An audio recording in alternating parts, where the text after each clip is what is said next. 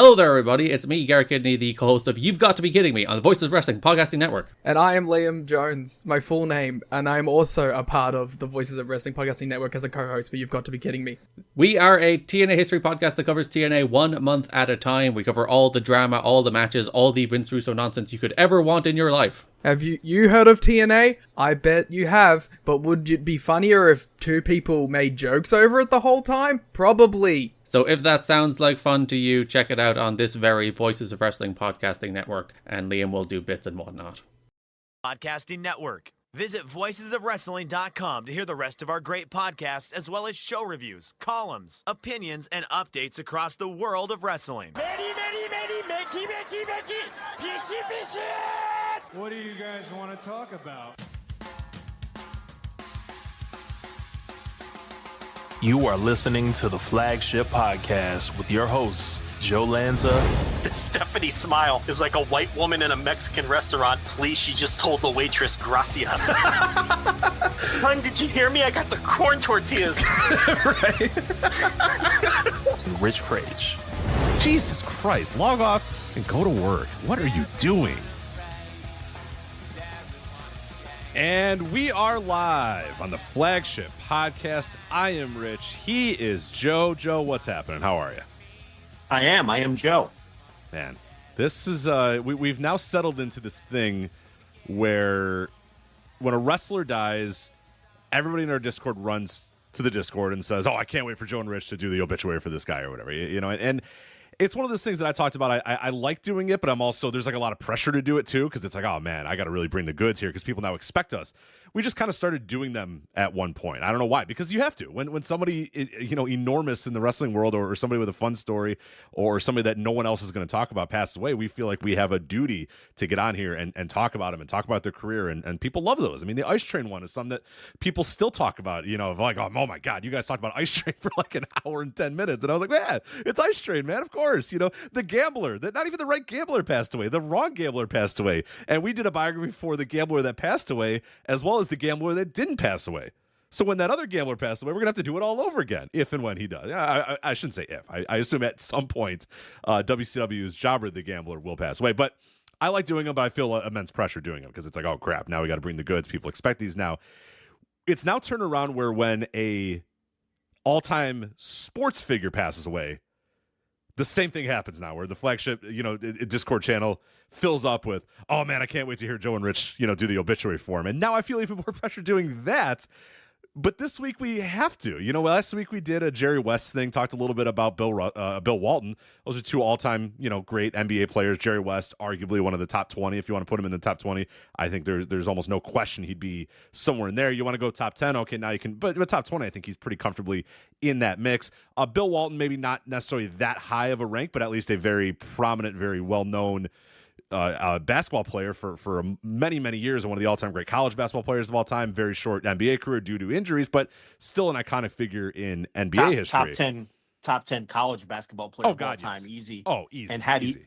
he not gotten injured, you know, well, you could say that about a lot of guys in a lot of sports, but had he not gotten injured, probably would have been, you know, in the conversation for one of the top, you know, NBA players of all time. Yeah, because by his second year, he was already like the best player in the league, the MVP, and helping his team win a title. You know what I mean? So It's like, yeah, you can kind of lead on to that trajectory of where would things have gone, but obviously the next year, it all went to hell. And that year that he got hurt, he was fucking phenomenal. The year that he finally broke his foot towards the end of the year, he was amazing. So it's like, crap, they would have maybe won another title. Walt would have had another, you know, there was so many things that you could have, but then obviously he broke the foot and it just never was the same again. It never quite worked out, but he was still solid even in his, you know, Clippers days and Celtics days or whatever like that. So he's one that, he's maybe not sixth man of the year with the Celtics. Exactly, right. He's on one of those championship teams. Absolutely. 86, I believe. But so you get all this, you know, there's all those guys, you know, all these sort of things. And then this week, Willie Mays passed away. Now, that's one that I'm sorry. There is no way, and there's no sports show, and there's nobody that's a sports fan that shouldn't devote some time this week to talk about Willie Mays, who in my mind, and if you've ever asked me, if you asked me this 15 years ago, if you asked me this 20 years ago, if you asked me 10 years ago, you asked me 5 years ago, you asked me today, the greatest baseball player of all time. I've always put him in there. I've always had him number one. There's been no doubt about it that he was my number one. I look at the stats. I look at everything about Willie Mays. To me, the greatest baseball player that ever lived. And if he's not the greatest in your mind, he's got to be, he's got to be like the top 5, top 10. If he's out of your top 10, you're lost, right? Like he's that level. I think he can't be out of your top 10. That's impossible. I think even if you're including pitchers, when they announced that he died on Tuesday night, because he had died Tuesday morning, Bob Costas just so happened to be calling a game, I believe, on FS1.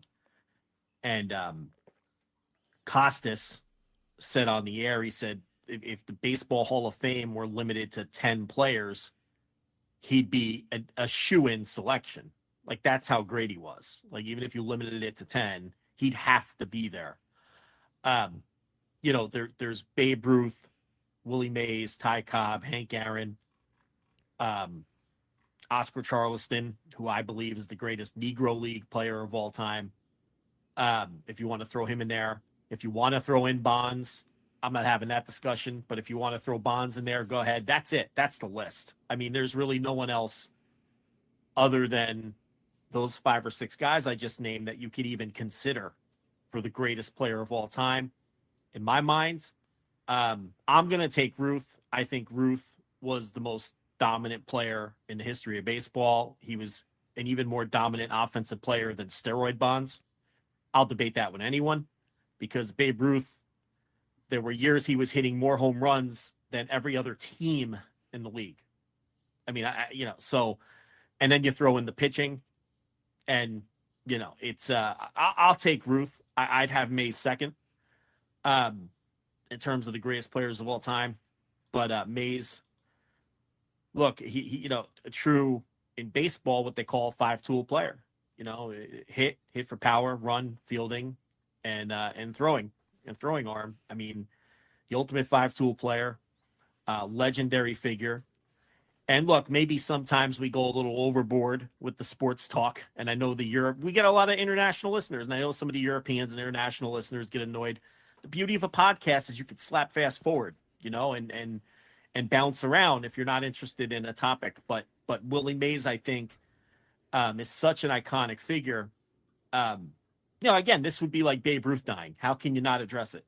It's you have to. It's like when Hank Aaron died, who I should throw in there too. I don't know if I named him earlier, but I'd throw him in the conversation. We had to talk about that when he died a few years ago. Absolutely. I mean, there's some people you just have to. Yeah, we just have to talk about Willie Mays. So if you don't like it, too fucking bad, we got to talk about Willie Mays this week. I get it. It's a wrestling podcast. I understand. But just skip forward 20 minutes and see if we're done. But I mean, it's like if Michael Jordan passed away. What are you supposed to not mention? I mean, come on. Also, this podcast began because we were sports fans, and right. I'm sorry, I'm never going to lose that. We tailor this show after a sports radio show. We just happen to do professional wrestling, and you and I know each other because we were sports fans. It just so happened that we were also wrestling fans. But if I wasn't into sports, if I didn't play Madden, I would have never met you. This thing wouldn't exist. You know what I mean? So it's like we cut our teeth, discussing sports and video games and all that sort of stuff on a message board, and then it just so happened to sort of fall back into this wrestling thread that was on this board occasionally, and then that's how this whole thing started. So it's like, I'm sorry, two hardcore sports fans that do this show. I mean, you cannot. We did it for John Madden as well. You got to do it for Willie Mays. We did over an hour on Madden, and we had to, because if it wasn't for John Madden, as we talked about, this show doesn't exist at all. This show does not exist. And you can, and we put that on YouTube too, if people just want to hear that in isolation, the John Madden obit that we did. But this show literally does not exist if not for John Madden. So we felt an absolute need to talk about him. But yeah, Willie Mays falls into that category as an all-time iconic figure in American sports. It's in the conversation for the greatest baseball player to ever live. There's numbers in sports that are embedded in any big time sports fan's brain. And if I say 660, that's how many home runs Willie Mays hit in his career. Yep. It's 1948 Birmingham Black Barons, 17 years old, where he made his debut in the Negro Leagues. They're playing that game literally as we speak at Rickwood Field in Birmingham, Alabama.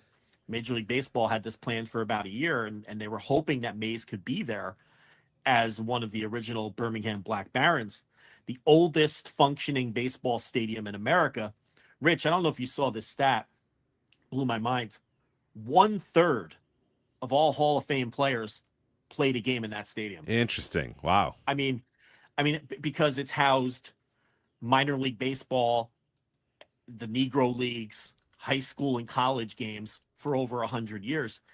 And, I believe, if I'm not mistaken, isn't this where Michael Jordan played minor league baseball? He was a Birmingham Baron, but maybe not this stadium. I don't know if it was. I don't know if he was there. He was definitely a Birmingham Baron at a certain point for the White Sox. I don't know if they had moved into their other stadium at that point. I don't know enough about Birmingham. There's probably somebody that lives in that area that can maybe speak to that. You're probably right, but I feel like they maybe moved out. If he played a game there, I wouldn't be. Yeah, I wouldn't be. I would assume that at that point they probably had moved out to another, because they have a kind of a newer-ish stadium, a more modern field. Yeah, but I'm not sure. But yeah, 1/3 of all baseball Hall of Famers are believed to have played a game at some point in that stadium. But the point is, they're playing a major league game there tonight. San Francisco Giants, which was Willie Mays' former team, obviously, and the St. Louis Cardinals, and they were hoping Mays could be there. And on Monday, the news broke that he wouldn't be able to make it, and everyone's kind of like, oh, he must not be in great health. But I don't think anybody expected him to pass away just hours later. Yeah, he died on Tuesday morning. And it's a shame that he couldn't have been there, because they were going to do this. They were going to honor him and everything else on the night of this game, but he passes away just a couple days before. I know his whole family was there before the game and all of that. Yeah, his son had a really good quote. And I'm not spiritual in the same way that a lot of other people are, but he said that there was a lot of question if my dad was going to be able to make it to this game or not, and I feel like he found a way no matter what to make it, and that was kind of his idea of like he couldn't get on a plane, he couldn't get there. So he decided, you know what? I'll die, and then I can get to the game. It's he kind of said it in a bit of a, kind of a, not necessarily a joking manner, but essentially that, hey, my dad's hard-headed, and he was going to make sure no matter what, he was going to get to this game. Because I definitely remember, was it last year? I think it was last year when the Giants honored Barry Bonds. Was that this year or last year? Can't remember. I think it was last year where they finally decided, all right, let's maybe talk about this guy. Let's embrace that Barry Bonds was a part of our franchise history. So what I remember about that is that Willie Mays was there. That's his godson and whatnot. So yeah, Willie Mays had to be there. He's a Giants legend. So they wheel Willie Mays up there because he's obviously in a wheelchair at this point. He cannot walk. So they wheel him up there, and he's the next guy that's going to talk. So they're trying to get all this figured out of, all right, we got to get this microphone to him and this lectern to him and figure out what he's going to do. And Willie Mays just goes, and he just stands up and he walks. And it's just like, what? Yeah. What are you doing? Yeah. And he's like, hell, I'll get up. That's fine. I'll go get there. And it's just like this guy who, can't walk, but it's fucking Willie Mays. So he just walked. He just said, I'm just going to get up and walk and then just do my, I'm going to do the speech standing up because you know what, I'm freaking Willie Mays and that's what I'm going to do. So I love that. I'm going to pay for it later, but I got some pride. Right, and I'm going to stand. I got some goddamn pride, and I'm sick of everybody having to sit here and figure out how they're going to get the microphone to me while I'm sitting in this wheelchair. So screw it. I'm Willie goddamn Mays. I'm going to stand up and I'm going to do my my speech standing up. So he's incredible. So you mentioned his son saying, Willie was going to find a way to be there, whether physically or spiritually. It's crazy because on Monday, and I don't know if you saw this, I'm going to read it. It won't take too long. On Monday, he sent a message with Dusty Baker, who, Dusty obviously been in the game for decades and someone who has a connection to all these older players. And I love Dusty Baker. There's not a bigger Dusty Baker fan on earth than me. I have so much respect for Dusty Baker. But Mays sent this message with Dusty Baker, and this message and a clock is a gift that he was gifting to this field that he started his pro career on. And remember, this is Monday. This is just hours before he passed away, and this was the message that he wanted to send to the city of Birmingham and to the people that were going to be at the game. It said, I wish I could be with you all today. This is where I'm from. I had my first pro hit here at Rickwood as a Baron in 1948. And now this year, 76 years later, it finally got counted in the record books. Some things take time, but I always think better late than never. Time changes things. Time heals wounds, and that is a good thing. I had some of the best times of my life in Birmingham, so I want you to have this clock to remember those times with me and remember all the other players who were lucky enough to play here at Rickwood Field in Birmingham. Remember, time is on your side. I mean, if that don't get to you, you got a heart of stone. You know, he that was on Monday. He gave that message to Dusty Baker with that clock to bring to this field, and he died hours later. Mm-hmm. You know, and what a message. You know, what a message. Remember, time is on your side. I'm going to remember that. You know, that's such a simple yet strong statement. A guy on his deathbed telling you, you know, just remember, time's on your side, you know? So, I mean, Mays, what can you say? 1954 World Series. I'm sure most people listening have seen the clip, the basket catch over the shoulder in the Polo Grounds against the Cleveland Indians. 111 win Cleveland Indian team, heavy favorites in the World Series. Generally regarded as the greatest baseball team to not win the World Series. Why? Because they lost to Willie Mays and the New York Giants in 1954. And that Mays catch, you know, I don't think people, you know, the Polo Grounds, Rich, I'm sure you're familiar with the Polo Grounds, that big cutout in center field, 500 feet to dead center. Right, it was just utterly ridiculous field, so it wasn't for baseball, it was for polo. So they kind of constructed it to make it for baseball, but it just had this gigantic gap. Like, you know, if you've never seen it, if you've never seen the Polo Grounds, you know, look it up, because it's Google it. Yeah, it doesn't look like any field you've ever seen ever. It's just like, what the fuck? What are they doing? Why do they play baseball there? And it's like, well, that's what they had. They had the Polo Grounds. They said, hey, you play here now. So yeah, the way longer than any other center field anywhere in baseball was. I mean, just a massive cavernous center field. Officially 483 feet or something to dead center with the cutout, and the power alleys, you know, left center 450, right center 449 feet. I mean, just utterly ridiculous. Now, it was very short down the lines. You know, it was less than 300 feet straight down the lines. But this guy hit 660 home runs, playing half of his career in the Polo Grounds, where the power alleys were 450 feet, and then playing the other half of his career in Candlestick Park, generally regarded as one of the hardest stadiums in baseball history to hit home runs. And he still hit 660 home runs. I mean, you have to think conservatively, he lost at least 40 home runs playing in those stadiums at minimum. You know, and how many rockets to the power alleys did he hit in the Polo Grounds that went 430 feet that would have been out of any major league stadium today? Right. And how many places in Candlestick did he put up in the air, and then the breeze coming off of the the water and the thick air coming out of the water just pushed away and pushed back into the outfield? I mean, there's only a small handful of balls all time that got out of Polo Grounds in dead center, because it was not only 483 feet. Then there were all those like office buildings and everything. It's ridiculous the way that was set up.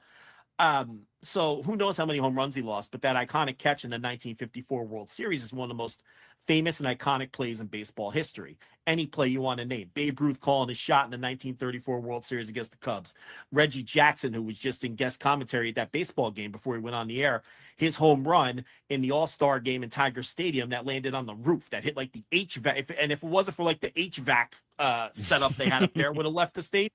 You know, that's another one, or you know, any other iconic baseball play. Bill Mazeroski's walk-off home run for the Pirates against the Yankees. Bobby Thompson, the Giants win the pennant, 1951 off of Ralph Branca. Guess who was on deck? Willie Mays. Willie Mays, a rookie, young rookie Willie Mays on deck when Bobby Thompson hit that home run in game 163, the one-game playoff, where the Giants came back from 13 games down, 13 games back of the Dodgers with like 2.5 weeks left, and forced the one-game playoff. Bobby Thompson hits the walk-off home run off Ralph Branca, and one of the most iconic sports calls of all time. The Giants win the pennant. The Giants win the pennant. The Giants win the pennant. So, you know, that Willie Mays catch in the 54 World Series right up there with any iconic baseball play you could think of. He makes the basket catch in that and the deep throw. power alley. The throw. Not a lot of throw. people talk about the throw, which is incredible. So That's he makes this catch over his shoulder, which is fucking insane. If you've never played like an NFL wide receiver. If you've never played baseball before, I could hit 1,000 balls to you out in the outfield, and you can try to catch that similar to how he did, and not in the Polo Grounds, and not with like a really rocketed shot. It's hard enough to do if I just throw the ball up in the air and I tell you, okay, turn your back and try to catch this baseball. You're probably not. It'll take you many, many tries before you can do it, if you can do it at all. Not only does he make this insane catch behind his back like a football player, then he turns around and whips the ball into the infield. The runners don't even advance. They don't even score. There's a guy on second. Does not score. He's not even able to advance because Willie Mays. That guy on second, by the way, Larry Doby, the first black player in American League Baseball history, and an excellent player in his own right, and a guy who could run it. And it wasn't unusual because of the dimensions in the Polo Grounds for deep fly balls in the alleys like that for a runner to tag up from second and score. It wasn't unusual, because that's why of the he size whipped of it in that there. stadium. That's why he didn't just get the catch and go, all right, cool. He whipped it in there because he said, oh, shit, Dobie's going to score. But no, not when Willie Mays on a dime. He had the wherewithal to spin and on a dime and hold Larry Doby at third base. And then, as you said, as we said, the Giants end up winning that World Series, the only World Series that Willie Mays ever won. So, a huge play from that standpoint, and an iconic play in baseball history. There is not a more iconic defensive play in the history of baseball. I think that everyone could agree on. What would you even argue for? Derek Jeter flying into the seats against the Red Sox and coming up with the busted lip? Not even close. I mean, maybe Jeter, the home plate against the A's again, maybe if you're under 40, but I mean, nothing's going to match that Willie Mays. No, that's the play that catch. every kid you've tried. If you've watched baseball at any point, it's like, I'm going to do the Willie Mays thing. You try to catch it behind your shoulder or whatever. No, that's it. That's the one that can't just even etched in think. my I mean, mind. it has to be. There's the Dave Parker throw in the All-Star game where he threw it, I don't know, about 380 feet, just a rocket to Gary Carter at home plate to nab. I can't remember who the runner was. I can't remember. I know the play. I don't remember who the runner was. Yeah, I know it was Parker and Carter, but I don't remember. I don't remember the runner. Then there's the Ichiro throw to third base. Remember that one where he threw it from the deep corner in right field to kill the runner at third base. But I mean, nothing is iconic because the Mays catch was in the World Series and it was Willie Mays. And that's the other thing. Willie freaking Mays. I don't think people understand how iconic and a beloved player that Willie Mays was, and that's well, and just how amazing he was. As there was a lot of tributes out there, a lot of stuff going on there, and one thing that I never knew until today was he was on an episode of Bewitched. Now, do I have to explain Bewitched? Is it possible? There's probably a lot, because I grew up on Nick at Night. I was still of the age where Nick at Night showed Bewitched and I Dream of Jeannie and all that sort of stuff. There's probably a lot of people out there that don't know what Bewitched is, but it was a. Do you remember the exact network? It probably doesn't matter what network Bewitched started on. It's probably that's not, but before my time too. But I have. You know what? You keep talking. I'm gonna say it feels like an ABC show. Okay, but I'm gonna pull that up while you're talking. So essentially, it was a witch who married a normal guy. That's she lived a life of like a suburban housewife, and they had a suburban family. She was just a witch, so she would do certain things in certain ways, and it was all the comedy of, well, I'm a witch and he's a normal guy, and here's how we kind of navigate our life with me being a witch and him being just a normal human being or whatever. So they have Willie Mays on the show. And the husband, the husband's name escapes me, so I don't, and he's like, "Wait, is that Willie Mays over there?" And she's like, "Of course it's Willie Mays." And he's talking, and at one point he goes, "Well, is he one of you?" And she goes, "Well, yeah, of course. How is he able to hit home runs the way he's able to hit home runs? Of course he's one of us." And he goes, yeah, that makes sense. It was the idea that this man couldn't be human. This guy was so good at everything and such a great baseball player that on the show, the joke was he must be from another planet or a witch or something, because there's just no fucking way that this man lives on the same planet that I do, because he hits home runs and does all in fields and does all these sort of things that I can't do. And there's no way another human could do that. Yeah. So he must be one of you. And she's just like, oh yeah, of course he's one of us. Like, of course. Like, how else would he be as great as he is at baseball if he wasn't a witch? And it's just one of those things that I was like, man, think about that. Think about how important you were at that time, and to feel like he was such a that he was just not human because he was so fucking great at baseball. Yeah, just he is a mythological figure at this point. And playing for the New York Giants in those early days, it helped that he was in New York. Willie Mays, Mickey Mantle, and Duke Snider were all playing in New York at the same time.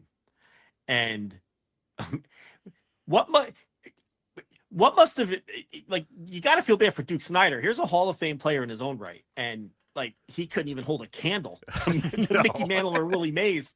It's like there's levels here. Like, he's a Hall of Famer, but he's not on the level of those two guys. And Mickey Mantle, if he hadn't stepped in that drain pipe in 1951 when he came up as a rookie, I mean, this was a guy who everyone who saw him said, he in terms of running speed, the modern comps would be Bobby Witt Jr. or Ellie De La Cruz, just the fastest player the Commerce Comet from, just the fastest player anyone ever seen. And he stepped in the drain pipe and blew out his knee. And, with the medicine of the day and the recovery, his speed was never the same. And he still stole hundreds of bases and was still an incredible athlete. Yeah, for Duke Snider, there was a point where, as great as he was like the fourth best center fielder in New York. Because you had DiMaggio, who obviously had slowed down a little bit, but could be, a pretty good center fielder if you needed to. Mickey Mantle, who was a great center fielder, and Willie Mays. So it's like Duke Snider, a Hall of Famer, and an all-time great. And at, in the early 50s, he's probably the fourth, most important center fielder just in that position in the New York area. Period of time. Yeah. Until DiMaggio retired. Yeah. But Mays, when you talk about a 5-tool player, I think that gets thrown around sometimes, but he truly had all 5 tools at a plus level. Well, I was reading Joe Poznansky, I believe it's Poznansky is how you pronounce it. I was reading his book earlier today, The Baseball 100, which is based off of the Athletic series that he did, where he ranked the 100 best baseball players of all time. Really recommend that book. Great bathroom book. I have it there, and just anytime I sit down, I just flip through it, and whatever name I land on, that's the name I read, and that's the bio that I read for that day or whatever. And Willie Mays is his number one. Willie Mays was his no doubt. He said no doubt number one. And one thing he said here, and I'll just kind of read this real quickly. He says, thing is, nobody's like Willie Mays. If he is a Hall of Fame standard, he's the only player in the Hall of Fame. He's not the only person you could say that about, of course. If the standard for the Hall of Fame was Babe Ruth, meaning that only excellent pitchers who basically invent the home run are eligible, then he would be the only member. If you want a young Hall of Fame, only 500-game winners eligible, Cy Young, or a Ryan Hall of Fame, 5,700 strikeouts or beat it, or a Cobb Hall of Fame, 366 batting averages and above, or a Hank Aaron Hall of Fame, welcome all players with 6,800 total bases. Yes, those will be one-person museums. But it's truer for Willie Mays than it is for anybody else. He could, as Buck O'Neil used to say, beat you every way that you can be beaten. There is no one number or single achievement that you can use to sum him up. For Mays, you need to see everything. 118 different players hit 400 doubles in their careers. Willie Mays hit 523. 162 different players hit 100 triples in their career. Mays hit 140. 111 different players hit 330 home runs in their careers. Mays doubled that with 660 homers. And 239 different players stole 250 bases in their career. Mays stole 338. Individually, as you can see, these are difficult but not especially rare achievements. Mays cleared all of them by a substantial amount, and he is the only person to accomplish, all those feats. If you put it's me just kind of talking now because I don't want to keep going on or whatever, but you put all this in there, there's no way. It's 101.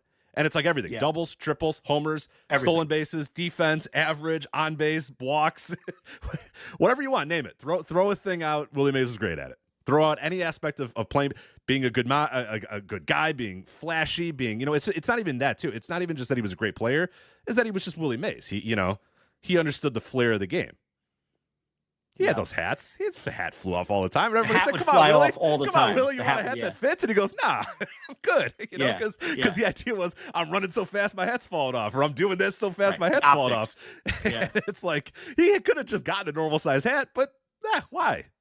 It's more fun to have that fly off. And there was multiple times where he'd make a catch and then grab his hat with his other hand or whatever, just a flair for the dramatics. Yeah, and just it's an incredible defensive player. I mean, 12 Gold Gloves, and sometimes people go, Gold Gloves. Yeah. But you look back and the records that we have and the metrics that we've put together support that he earned every one of them, and obviously passed the eyeball test. Anyone who ever saw him said he was the best center fielder they ever saw. Right there with Kurt Flood or anybody else you want to talk about in terms of the great center fielders of their time. Paul Blair, whoever you want to bring up in terms of great defensive center fielders. A 10 WAR player routinely, and I know a lot of people don't know what that means. It means it's preposterous, is what it means. That's what it means. It's fucking stupid. Yeah. People just don't put up 10 WAR seasons, and he did it routinely. And 24 All-Star games. Most players don't play 24 years. He was in 24 All-Star games.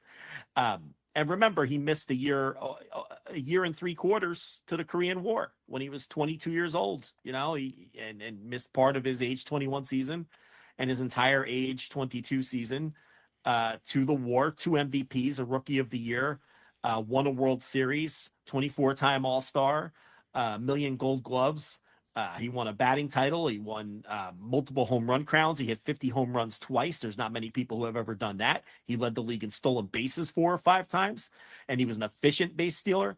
I mean, he was just, again, if someone were to tell you that he's the greatest baseball player of all time, there's no reason to argue, even if you disagree. It's a very valid argument. As I said, Ruth, Mays, Cobb, Aaron, you want to throw Bonds in there, go ahead. I guess you have to, even if you want to hold your nose. That's basically the list. And I personally, I'd throw Lou Gehrig and Ricky Henderson in there. I think they're the two. I think they're the 2 most underrated players of all time. Somehow, Ricky Lou is Gehrig insane. and Ricky Henderson is, every time I go to Baseball Reference and I look at Ricky Henderson's page, I'm just blown away that we don't talk about him more. It's one of the greatest of all time. It's absurd. They're both underrated. You could be an all-time great and be underrated. And, and like I said, Oscar Charleston, who I think is the greatest Negro League player of all time. And many considered him the Willie Mays of his time in the Negro Leagues. Cause again, a 5-tool guy who can do everything and did everything at a mythology, again, he was the stuff of myths, the stories you hear about him as well. And I think there's virtually no tape on him. But, you'd hear just insane stories and, about his ability as well. A lot of people talk about Josh Gibson with his massive power, but it was Charleston who was the complete player. And to me, the greatest player in Negro League history. You could throw him in there if you want. And, that's leaving pitchers out. But listen, man, chicks dig the long ball, So, you talk about hitters when you talk about these things. You're not going to throw pitchers in the mix. It's more specialized.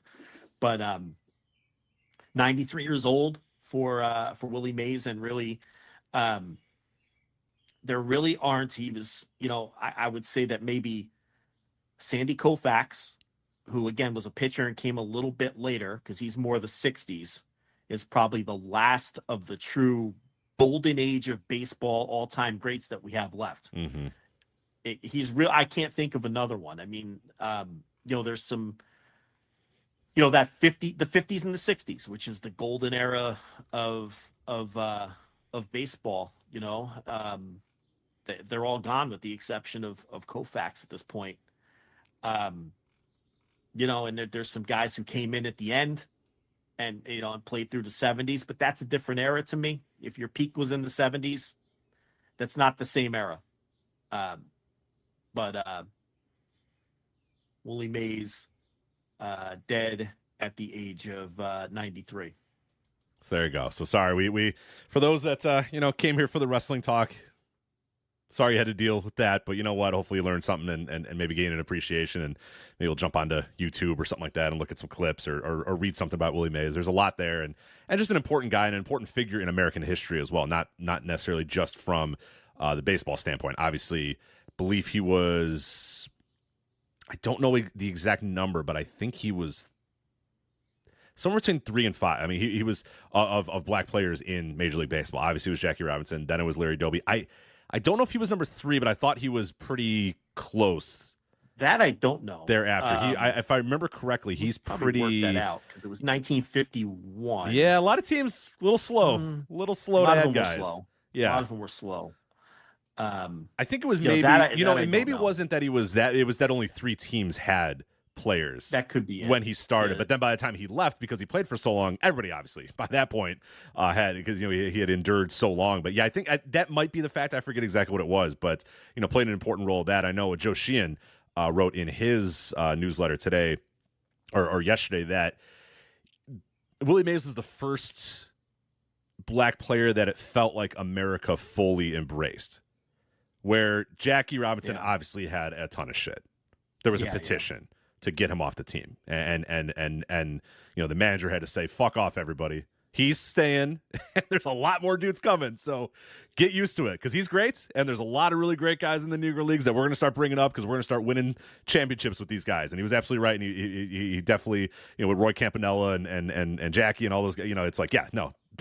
Shove your petition up your ass. He's staying, and more are coming. That was just an incredible. And even the players on his own team that they jettisoned out of there, like Dixie Walker and people like that, who they're just, all right, well, you don't like it, you're gone. Yeah, exactly. And, tough shit, you're gone, and we're going to replace you with we're going to replace you with one of these guys who are better than you, because they're great athletes and they're incredible baseball players, and you don't like it, tough shit.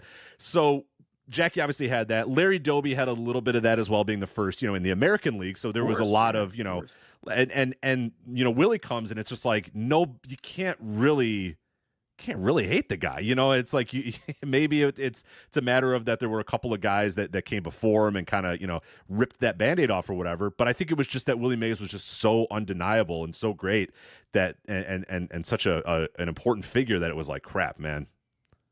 Even if I can't hate this guy. How the hell do I hate this guy? So he's very important in that way too, where it's just really, really the first, arguably the first black player that just America in general just finally embraced and just said, well, we can't dislike this guy. There's just no fucking way we can. Barry Bonds' godfather, because of course he played with Bobby Bonds, Barry Bonds' father, Bobby Bonds, who very similar to Barry Bonds, power speed combination, would have been the first 40-40 player of all time. He hit his 40th home run, and he already had the 40 steals. I forget what year it was.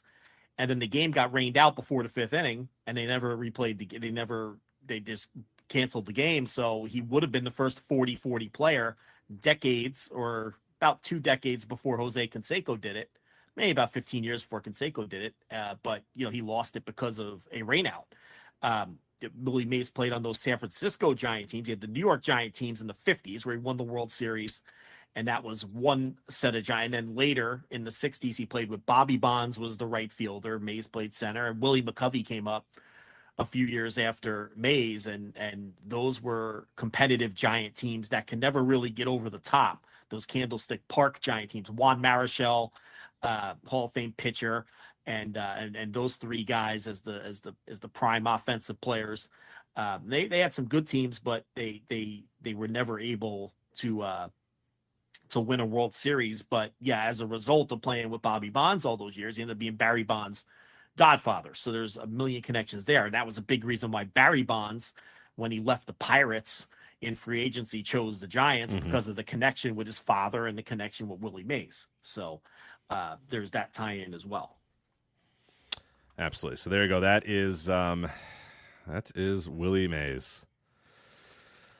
All right, let's get to some professional wrestling here. We have a lot to get to. Would you like a buffer instead of going straight from Willie Mays to the clown show we saw on Raw? Yeah, I think so. I got a little buffer for you. Yeah, Willie Mays has passed away, legendary wrestler, and Chad Gable was murdered backstage at the end of Raw is War. So yeah, a little buffer would be nice to between the murder clowns killing everybody and Willie Mays. So what do you got? I will just do I'll go through some ratings real quick, and then that'll serve as a little buffer in between the 2 segments. SmackDown was down big, 1.959 and a 0.52, down 11% in total viewers, down 15% in the demo this week. That would have been on Friday. I can't remember if there was an NHL, or when did the NBA play? When did the finals wrap up? The finals wrapped up on, I've lost track of that now. NBA Finals, what was the last game? I want to say it was, I should know this, Monday. But there was a finals game on Friday as well. All right, well, there you go. That's what hurt the SmackDown. But it was one of the worst rated finals games in a number of years as well. Yeah. Well, the NBA is clearly dying, so that's how that works, right? Yeah, When you do a bad rating, yeah. it means you're dying. When you don't have Joe Hendry, things are going to start tumbling downwards. So now it's funny, Rich. The Fast Nationals for Rampage and Collision didn't come out this weekend, so that was suspicious. So how you think those shows did? Probably horrible, I'd imagine. Rampage was up 30% in total viewers and up 33% in the demo. Oh, well, and, nevertheless, okay. Collision was up 11% in total viewers, 431,000 viewers, and a 0.13 in the demo. So those shows did very well. Now, Monday Night Raw, I thought Raw was going to get slaughtered by the NBA Finals. I thought Raw did an incredible number, being up from the week before. I thought Raw was going to touch 1.5 million viewers this week against the Finals, but held up great. Did over 1.79 million viewers. It was up in total viewers and demo. So that was the most surprising of the most surprising number of the week to me. Now, we don't have Dynamite numbers because of Juneteenth. That's a bank holiday. When did they make that a bank holiday? See, in Texas, we've been doing Juneteenth since I moved here, but it became a national bank holiday recently. 4 years ago, I want to say. Maybe a little bit before that. It feels like very recent. It definitely not 10 years ago. It feels like it's probably been 5, 6, 7 years ago, maybe somewhere around that range. Point is, we don't have Dynamite ratings because they're going to be delayed by a day. And now we don't have NXT. We didn't have NXT ratings either. But somebody did. Some people did. Some people got them. The PR was absolutely at it again as Raj Giri and who's that other clown? Steve Fall. Yeah. They somehow, Rich, by hook or by crook, they found a way. They got them. Man, they had those NXT ratings before, Programming Insider and Spoiler TV had them. And good facts too. They had good ideas of like, hey, it's up over this, it's this percentage over this. Like good, like WrestleNomics level analysis from both those guys who usually don't do that. So that is wild out of nowhere. They had the stats and the figures and knew all the percentages, all kinds of and the ancillary trends. information. And everything. Wow. Yeah, it was they stepped up. They stepped up this week. Those guys. You got to journalism is just unmatched. You got to tip your cap to those guys. They hit the ground this week. They're like, where are our NXT ratings? And I don't know how they got them by hook or by crook. Like I said, they got them and they put them into their algorithms and spit out all these fun facts all about how the show did thanks to one Joe Hendry. Now, no sources cited, and somehow they had the numbers before the television dirt sheets had them. But it just must have been incredible journalism and not direct communication from WWE PR, which of course it was. So if you obviously were being facetious, because those are two of the usual. In fact, hey, listen, I have enough people mad at me. How about I just completely let it fly, Rich? I can tell you that 3 people in the past 10 days have told me that Raj Giri admits to them that he gets the numbers directly from WWE PR. Now, does he ever state that when he puts the numbers out? I don't think he's ever done that. I do not believe publicly. He does. No, I do not believe. But I know for a fact that that's where that's where he got those numbers today. Which again, if you simply say WWE PR has, then no one has a problem with it. No one has a problem with it. That's the only WWE PR tells me NXT had da-da-da or whatever, or per WWE PR, according to WWE PR, something per other than WWE source. That's all. Yeah, that's all you need to do. But they don't do it. Not him, and definitely not that clown Steve Fall, who's one of the worst people in wrestling media. Absolutely not. But NXT strong rating 724 and a 0.26. What's weird about it though. And, they were basically flat versus last week in total viewers, just up a couple thousand viewers, but they were up big in the demo, up 18% from the 0.22. And we'll see what Dynamite does. Dynamite was unopposed by sports for the first time. And, well, maybe there was one other week in there, but you get the idea. No sports against Dynamite last night. They had the first 22 minutes commercial free with the MJF match. So, Dynamite should have a higher total viewership, I would think, than NXT, but the demo could be close. We'll see when those numbers finally come out. But when it comes to NXT, I want to make one more point and then we can move on because we have a lot to do. I thought it was very strange that both Raj Giri and Steve Fall then made it a point to emphasize that Joe Hendry, as you briefly alluded to, was the reason for this and pumping out Joe Hendry. And you see people like JBL and other WWE associated Twitter accounts tweeting about Joe Hendry. And does it seem a little weird to you that they're pushing that it seems like they've been asked to? What I'm getting at is it seems like people are being asked to now we know they're being given the ratings. That's a fact. Anyone who disputes that, go argue with Meltzer on Twitter. I'm not going to argue with you. I know for a fact that's where these people are getting the information. I don't have time for it, for the arguments. But do you think they're pushing? It feels like they're pushing Joe Hendry. It feels like they're telling people to push Joe Hendry, which is bizarre. It's fucking Joe Hendry. I mean, what are we doing here? He is the latest. We did this with Sean Spears. We did this with Tangaloa. We just did this with Ethan Page. Rich, we just did this with Ethan Page, where they make a big deal of these Jags. They are certainly no Willie Mazes. There's no one special in these ranks. These are just the guys right down the line. And Joe Hendry's the latest. And look, I like Joe Hendry's stick for what it is. We all know Joe Hendry is an absolute zilch between the bells, and that's why his career has largely stagnated where it is at the Impact level. He's a creative guy. I think he's a fun guy, and he's going to catch some strays here, okay? Unfortunately, that's the nature of what we do, but he's going to have to catch some strays here. Joe Hendry's a jag, and he's a nothing. He's a zilch between the bells, and he might get over to some degree if WWE uses him more because their fans are a little less discerning about that stuff. But the same thing is going to happen that happened with Sean Spears and Tangaloa and Ethan Page. At the end of the day, these guys are what they are, and that is not stars. They're not stars, Rich. None of these guys are. And we all know that.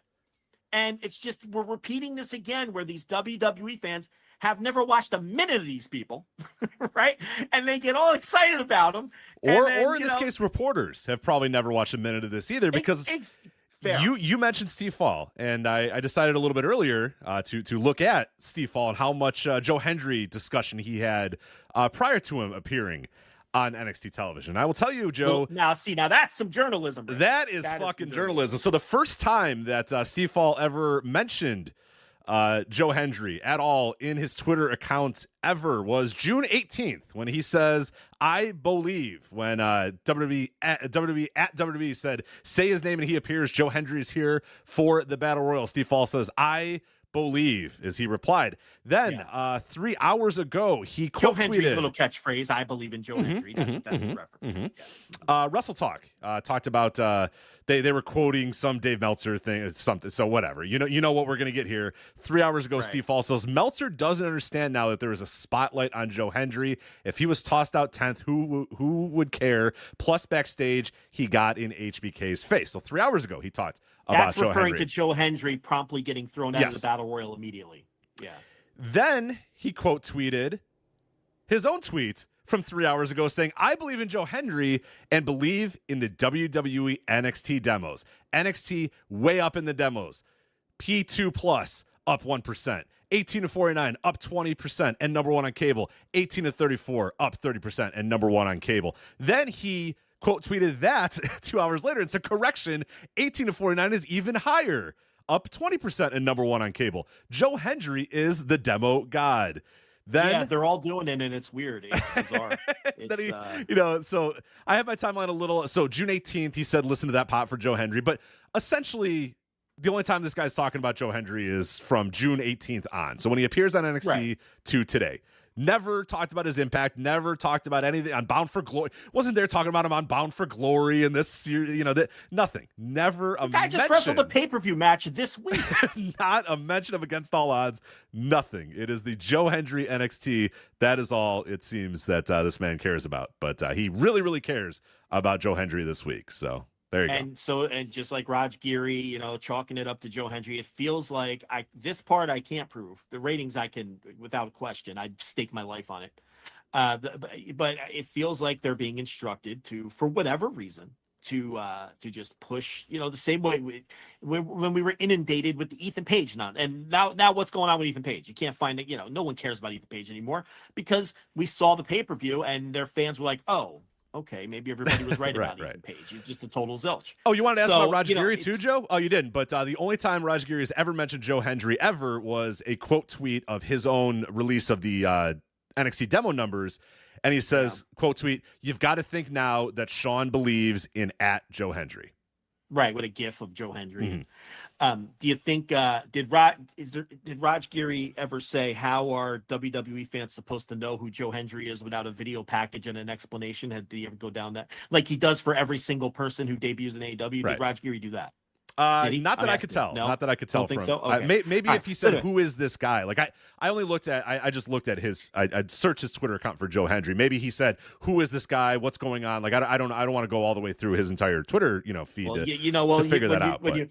When you say Joe Hendry's name, he appears. When you say Raj Giri's name, double standards appear. That's how that works. Now, the ironic thing here, the funny thing here is as we're all calling Joe Hendry a demo god and chalking and doing this weird push of Joe Hendry, which is going to end the same way as the Ethan Page push, by the way. Because the bell's going to have to ring. The bell's going to have to ring, and then Joe Hendry's Joe Hendry.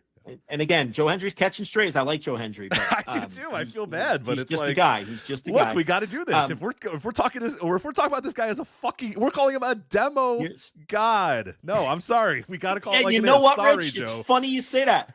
You want the ironic thing? I would love to know the ironic thing. What do you got? The lowest rated segment on NXT was Joe Hendry's quarter hour. Damn it. That's a fact. Quarter hour 1, Joe Hendry came out on the ramp and entered the Battle Royal, and as we said, was promptly thrown out first. By far was the lowest rated quarter hour on the entire show.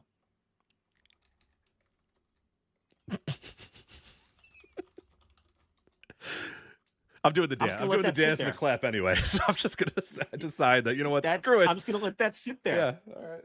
That's the patented Joe Lanza silence. A little bit of a truth bomb. Sink in. Yeah, a little bit of a truth bomb there. Yeah. Well. Lowest rated quarter hour of the entire show. Also, wasn't he unannounced too? He was not announced for the show. Now the counter will be, oh well, it was a wink thing. Everybody knew. Well, then why don't any of these people watch TNA? Right? Like, why is TNA resorting to telling people, you know what? You could just stream our show on our streaming service. That's fine. And now this week telling people, you know what? If you want to stream it on Twitch, fuck it. We don't care anymore. Fine. Like they just allowed that. There was I was seeing a bunch of tweets coming out that a bunch of these Twitch streamers that used to do stuff or have done TNA content in the past have been told by TNA, you know what? If you want to do a watch along for our show, fine, fucking do it. We don't care. And that's a couple weeks after they said on TNA Plus that you can stream weekly episodes of Impact as well. So TNA basically saying, just watch. We don't care how you watch their show. It doesn't have to be on Access. Just fucking watch the show, please. Just somebody watch the show. So all these people love Joe Hendry and want to watch Joe Hendry and just can't wait, but can't be bothered to find access. Such an amazing star. Yeah, then how come TNA has only cracked the top 150 on their night of the week on cable once in the last 5 weeks? If Joe Hendry is such an amazing, huge star. And again, Joe Hendry's catching some strays here.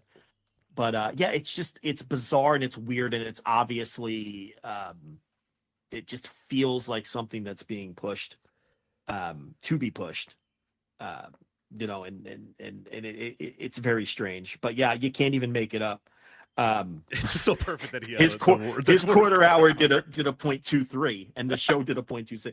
It was the lowest by far. I mean, it wasn't even close. His quarter hour did 309,000 viewers, and there wasn't a single other quarter hour on the show that did lower than 326,000 viewers in the demo. I mean, it was by perfect. far. It's just perfect. And after he got thrown out of the Battle Royal, they did the following quarter hour when he was gone. They did the highest total viewership of the show.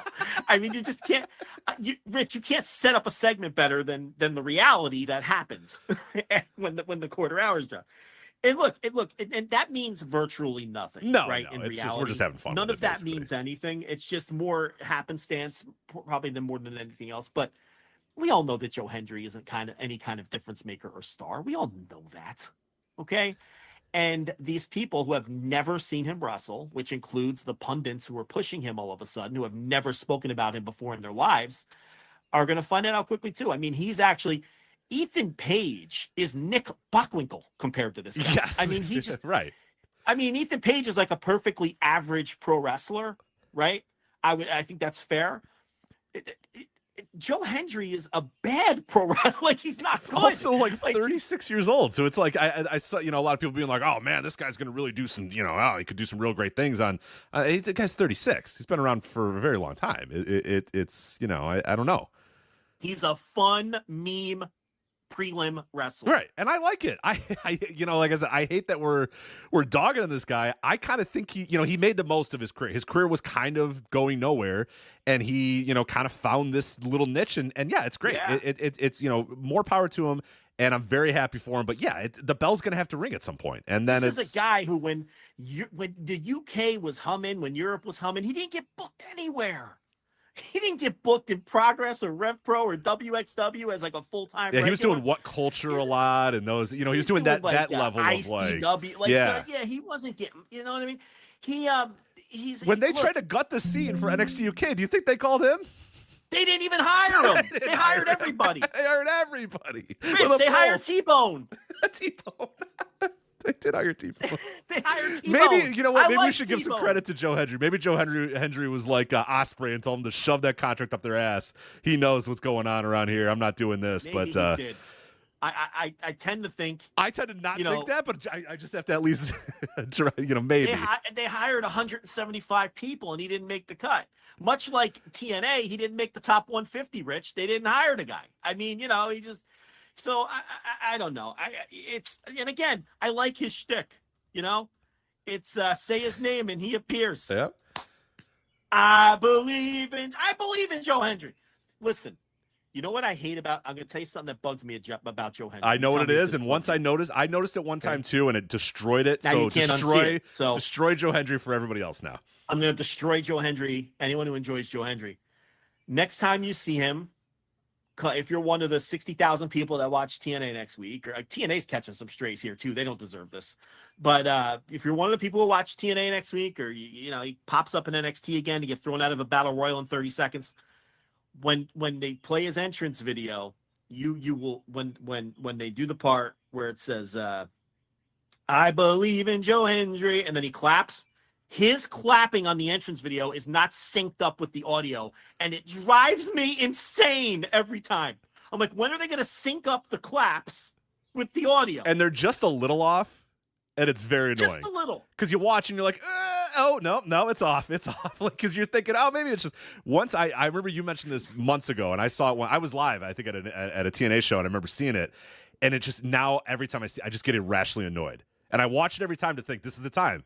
This is the time that someone's going to say, hey, guys, the Joe Hendry video is a little off sync. We really just have to change it like a half a second. We can get this thing back on track. But it's just a little off. Just a little off, and it's fucking terrible.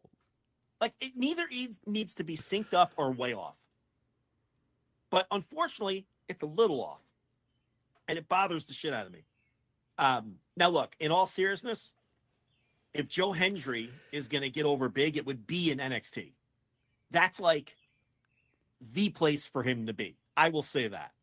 TNA is a good spot for him, but TNA just, listen, you're not, there's this limited upside for everyone in TNA. That's the problem because of the weak TV that they have and all of that. The Mike and JD show, which follows this show, always does a tremendous job covering that aspect of it, and I know some people go right from our show to their live show, which follows ours, because that motherfucker's out in Hawaii. What time is it out there? It's like fucking 2 PM. Yeah, I don't know. Shit. He's probably on a beach right now. Yeah, that asshole's probably sitting on a beach right now saying, I got to do that podcast in a couple hours. So, yeah, but they do great TNA talk there, and he's got good sources because that used to be a TNA podcast, and they converted to more of a catch-all podcast, similar to us, where they'll just talk whatever the hot topics are. Yeah. So that's the ratings, and that's, we had to waste time talking about Ethan Page for like 3 weeks, and now we have to waste our time talking about Joe Hendry because, who you can't get jaggier than that. I mean, who can they bring in now? There's like, that's it. We've hit the bottom. Well, of we the talked Jag about barrel. that last week. Remember, we went over with we went over the Jags, the bag of Jags that TNA had, and you and I both came to the conclusion that Joe Hendry was that guy. It's just because it's like we know, and our listeners know and we just shake our head when we see this because it's like they're gonna have to see this guy wrestle at some point, and it's just there's nothing there. I mean, there's just nothing there. He can write his little entertaining songs, and he'll come out and he'll, and he manages to successfully roast people while being G-rated. That's not an easy thing to do. He doesn't take those Max Caster shortcuts. He's not an edgy boy at all. He does it clean. Which is a little harder. But then that's it. He's just a meme wrestler. Sorry, Joe. I mean, I like you, but yeah, he's a good meme. It's a good meme, but we got to call it like we see it. So call it what it is. He didn't pop that number. I'm sorry, but for some reason they want you to think he popped that number. They do. It's bizarre, right? Isn't it weird? It's very weird. This whole relationship is very weird, and I'm thinking at some point it'll be very clear what's going on, but right now it's not that clear what's going on, and so it just ends up being very strange and very weird. Do you want me to blow through the pay-per-view now since we're talking? You know what? Just, yeah, because I did not watch it, even though it happened 5 minutes from where it happened right around the corner from me. But no, I did not go to the show. So let's do that. Let's quickly blow through Against All Odds because I did not watch it, and we're talking TNA anyway, so why not? I did. Yeah, I saw the show, and I have to tell you, you missed a high energy show in Cicero. The crowd was hot the whole way for Against All Odds, and it was good action up and pretty much up and down the show. Again, I swear to God I didn't do this on purpose, but Rich, the worst match was probably Joe Hendry versus Frankie Kazarian. Kazarian, yeah, that's it's a good chance that was nothing. I mean, PCO and Rich Swann.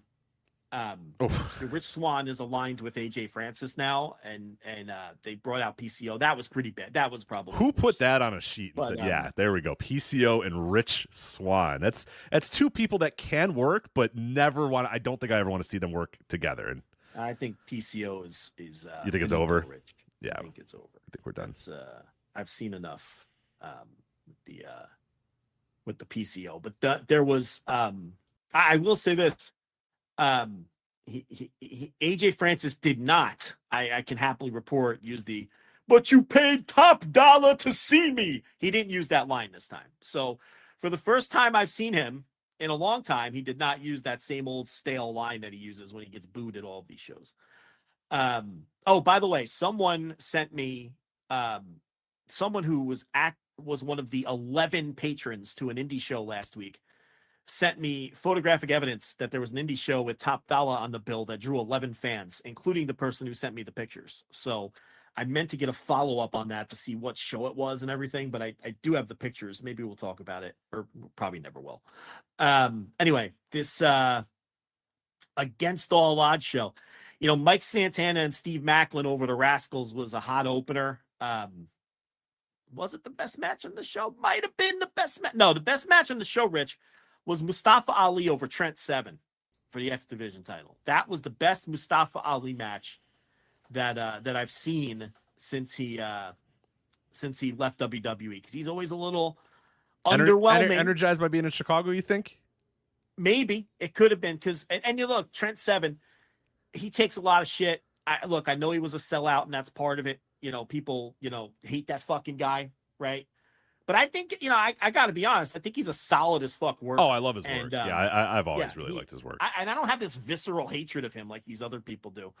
He ate his shit, and he had to go back hat in hand, and he knows. He knows he sold the scene down. Exactly. He ate his shit. Hang your head in shame. He was the hang your head in shame guy, right? Mm-hmm, mm-hmm. Yeah. So not the way it was Pete Dunne and hang your head in shame was Trent Seven, and those guys had to eat their shit and take it, and now they're back, and I'm not going to hold ill will over those guys forever. It's just Nah, me neither. It's a little silly to me, but anyway, that was the best match in the show. The tag match opener though was excellent. The problem for me with Steve Macklin is, look, the guy's a nice worker. He has negative charisma. The guy has no charisma, Rich. He's like a sack of flour in there. It's just, there's just nothing there. It's a shame because he's a good little worker, and the TNA fans like him and everything. And I thought his world title win with that bloody as fuck, that all worked. But man, if he could just develop some kind of charisma, I just don't think it's ever good. Some guys, they just don't have charisma, and he's one of them. Talked about the two matches that stunk. The Kazarian Joe Hendry thing, that's like a program that, that wasn't any kind of, blow off or anything like that. That's going to be, they did a finish. They did a 19, because this is Joe Hendry. This is all he can do. Like, the guy's not any good. They did a 1980s WWF house show finish where Kazarian was outside on the apron. Okay. Picture this in your head. Okay. So Kazarian's on the apron. Hendry picks him up for like a backdrop driver from the apron to the inside of the ring. You know what I'm saying? Yeah, yeah. Like, I'm going to bring this guy back in with a backdrop driver. Kazarian goes in his tights and he gets like a fucking roll of quarters or some kind of foreign object. And on the way down, he punches Hendry in the head. And then Hendry's like knocked out. A total 1980s finish. I got to be honest, I kind of respected the finish. I haven't seen that finish in years. But anyway, that was the finish they went with. And then he's like choking him out in the post match, and Ace Steel came out to break it up. And yeah, the only thing that could make that better, and I don't know if did Drama King Matt say my monitor went out, I didn't see anything. What happened? And Tom's like, he actually did. There we he go. Said All something right, I like love that. it. There we go. I'm in. He said to Hanifan, he goes, "Oh, you can't prove he used anything," like that kind of. Yeah. Oh, pro, you don't know it. Oh, my monitor went out. It did it right there. Look, he's doing it. I didn't see anything. Yeah. All right. Are you sure you didn't watch the show? I did not. I just respect that. No, I did not. Because they did. That's the same shtick that they did. Well, that's a good shtick. No, that's classic pro wrestling shtick. So that's I'm gonna be honest too, Rich.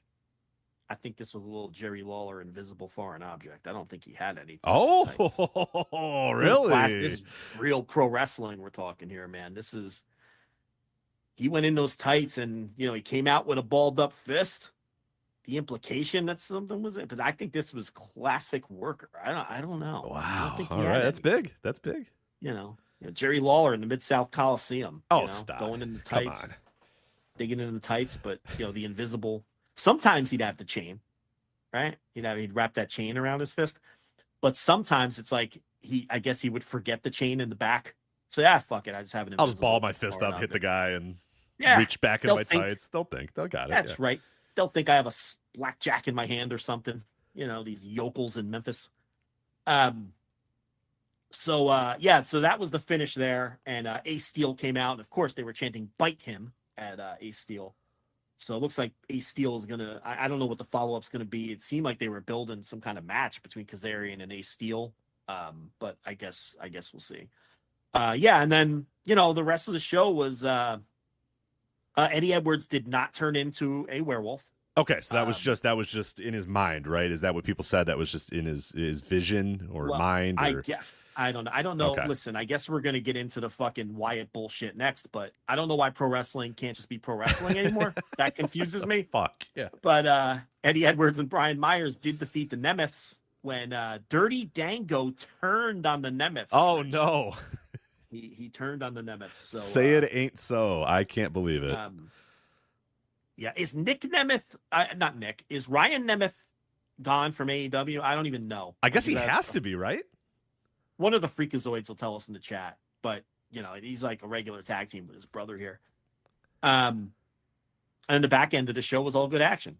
Ace Austin and Chris Bay defeat Eric Young and Josh Alexander. Very well worked match. Jordan Grace, the mystery opponent. We were close. It wasn't the 3-way with Ash by Elegance. It was Tatum Paxley who got no reaction. I mean, this was a hot crowd and she got nothing. So I think the 700,000 people who watch NXT are a very specific 700,000 people because nobody knew who she was. And NXT fans are they're a rare fucking breed of people. I don't think they extend beyond the WWE universe at all. But Ash by Elegance did watch the match at ringside, and Jordan Grace defeats Paxley. Tatum Paxley.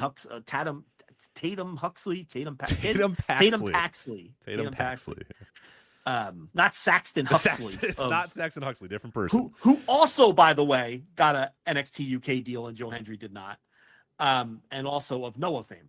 So, and then Moose and Matt Hardy, broken rules match. So to hide the fact that Matt Hardy is completely and totally fucking washed, they just did a plunder match, which is the right thing to do with Matt Hardy because the guy. Now, listen, I have never enjoyed Matt Hardy ever in my life. Never at any point did I ever enjoy Matt Hardy. I think our listeners all know that. But now he's just completely finished. Oh, he's like bow-legged. He can't move. Yeah. Did I ever tell you the story of the nurse and I were at an AEW show a couple of years ago. We got good seats from one of our contacts at AEW, so thank you to that person that did that. And so we were like front row or second row or something like that. And the nurse is sitting there watching the show, and at one point, I think it was I don't know if it was, I forget what it was. I forget if it was a Dynamite or they were taping Rampage or something like that. But Matt Hardy comes out. I think this is when he was with Private Party, and they were doing a 6-man. It was Matt Hardy and Private Party or whatever. And the nurse points at Matt Hardy and goes, "Who's that guy?" And I said, "Matt Hardy, one of the guys of the Hardy Boys. Do you remember the Hardy Boys?" Yeah. And she goes, "Oh my God, that's Matt Hardy." And right as she said that, it got so silent. And I'm positive you heard.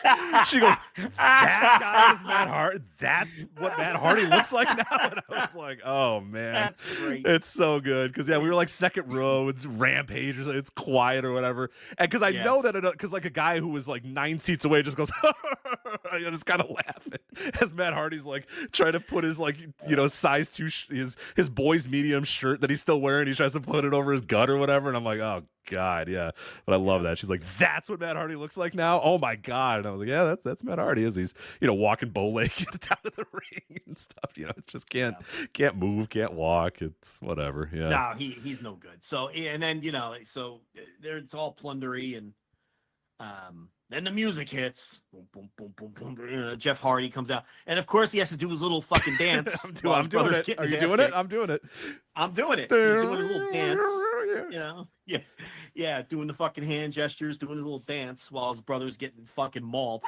But enormous pop. I mean, look, I don't know whether they're under contract. Last I heard, they are not.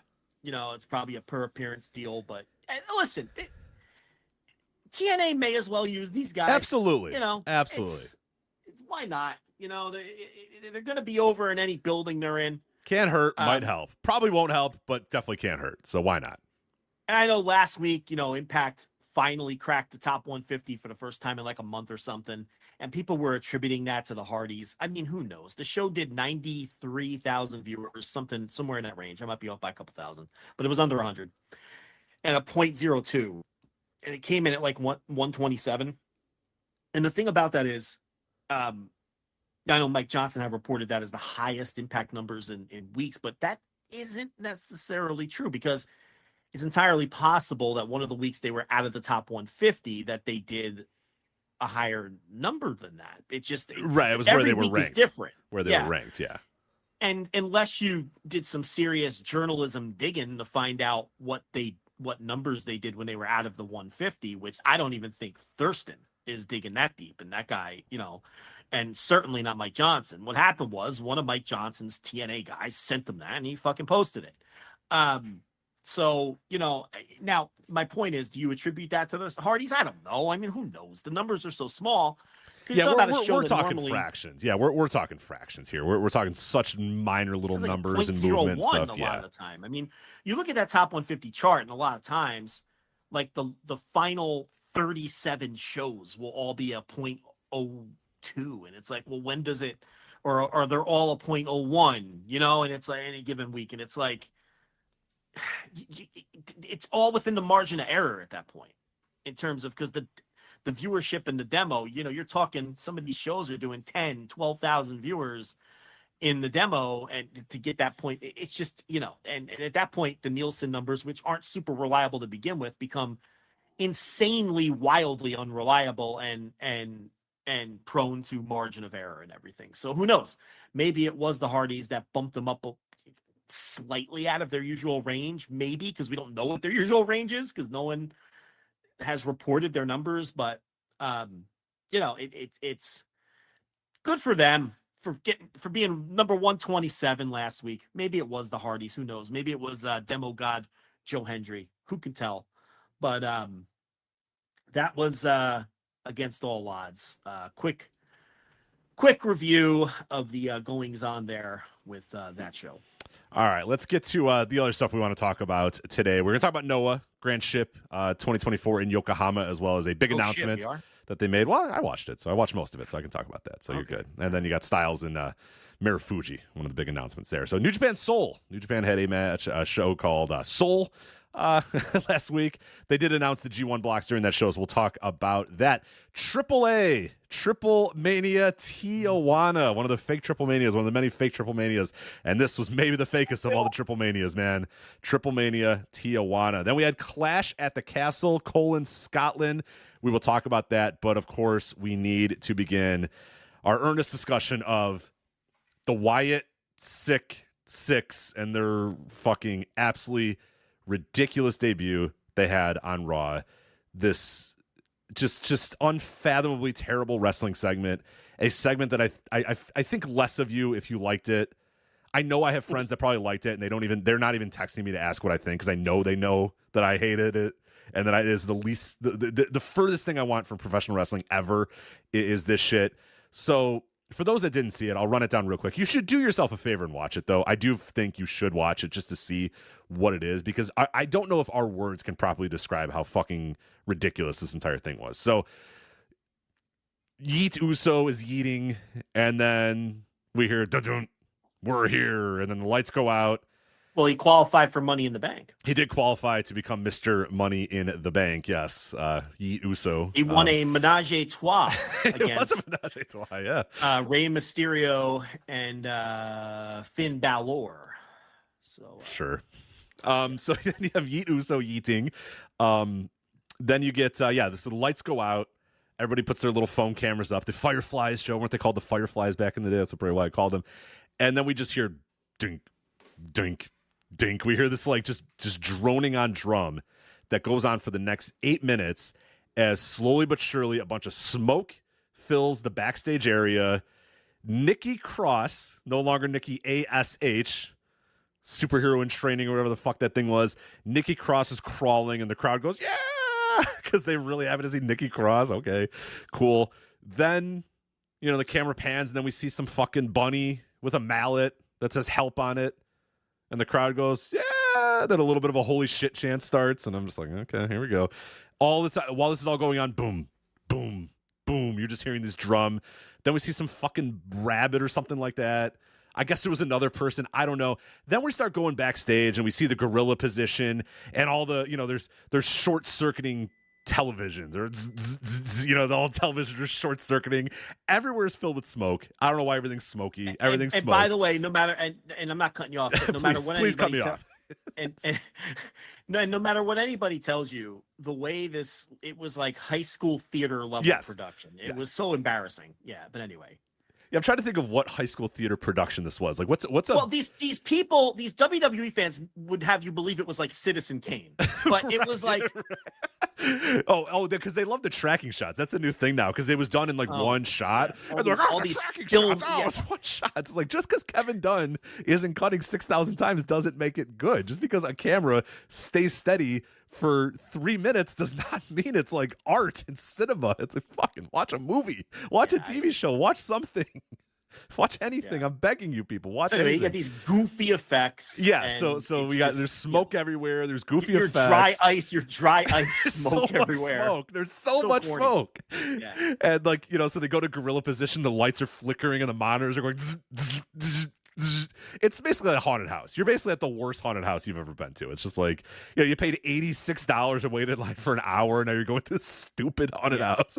And you're like, when is this over? That's what it was. That's exactly what it was like. Right. Yeah. Just this annoying haunted house. It's in an abandoned warehouse. And you're like, oh, come on. I'm ready to leave. And what they looked like, because it was the Trix Rabbit and the fucking Porky Pig. Porky Pig, And Nikki Cross, who I think was Cross is the witch. Is Sister she's Abigail a witch. or something. Okay, I don't know the fucking lore. And Dexter Lumas is one of the fucking dopey puppets, and then Bo Dallas is like the Uncle Howdy. Or whatever. Who, by the way, didn't they kill him and throw him off a stage? They did on the Mountain Dew Pitch Black match. Yes. Yeah. So here's the thing, like none of this ever makes sense. No. But but these fans eat it up and think it's pure brilliance. How do they explain him being thrown off the stage? And it doesn't matter, Rich. Yeah, it doesn't matter, and it's never going to matter. So then. Well, and then they come out, and then we go backstage. We see a lot of murdered people backstage. Well, what they look like, what I was going to say is these 5 people, when they finally come out and they do the final shot, It looked like when you go to Spirit Halloween and they have the workers wearing some of the costumes to show you what they look like. Right. You know, so you got like this rabbit with the fucking club, and you got these, and they're all trying to. There's a guy with a gas mask on. Yeah, you got a guy with a gas mask that has ears. Yeah. And some are putting more effort into it than others. Others are like, man, I'm making $5.50 an hour. I'm just staying. We're all losing our job on November 1st. So you know what? I don't really care. But the others are all like method actors. You know, they're chasing around little kids. But anyway, that's what they look like. They look like, goofy Spirit Halloween employees gathering at the front door to try to get you to come inside and buy a gimmick Joe Biden mask for your Halloween party. But anyway, you may continue. So then we go backstage and we get a close up of Chad Gable, who has an exit wound from a bullet hanging out of the side of his head.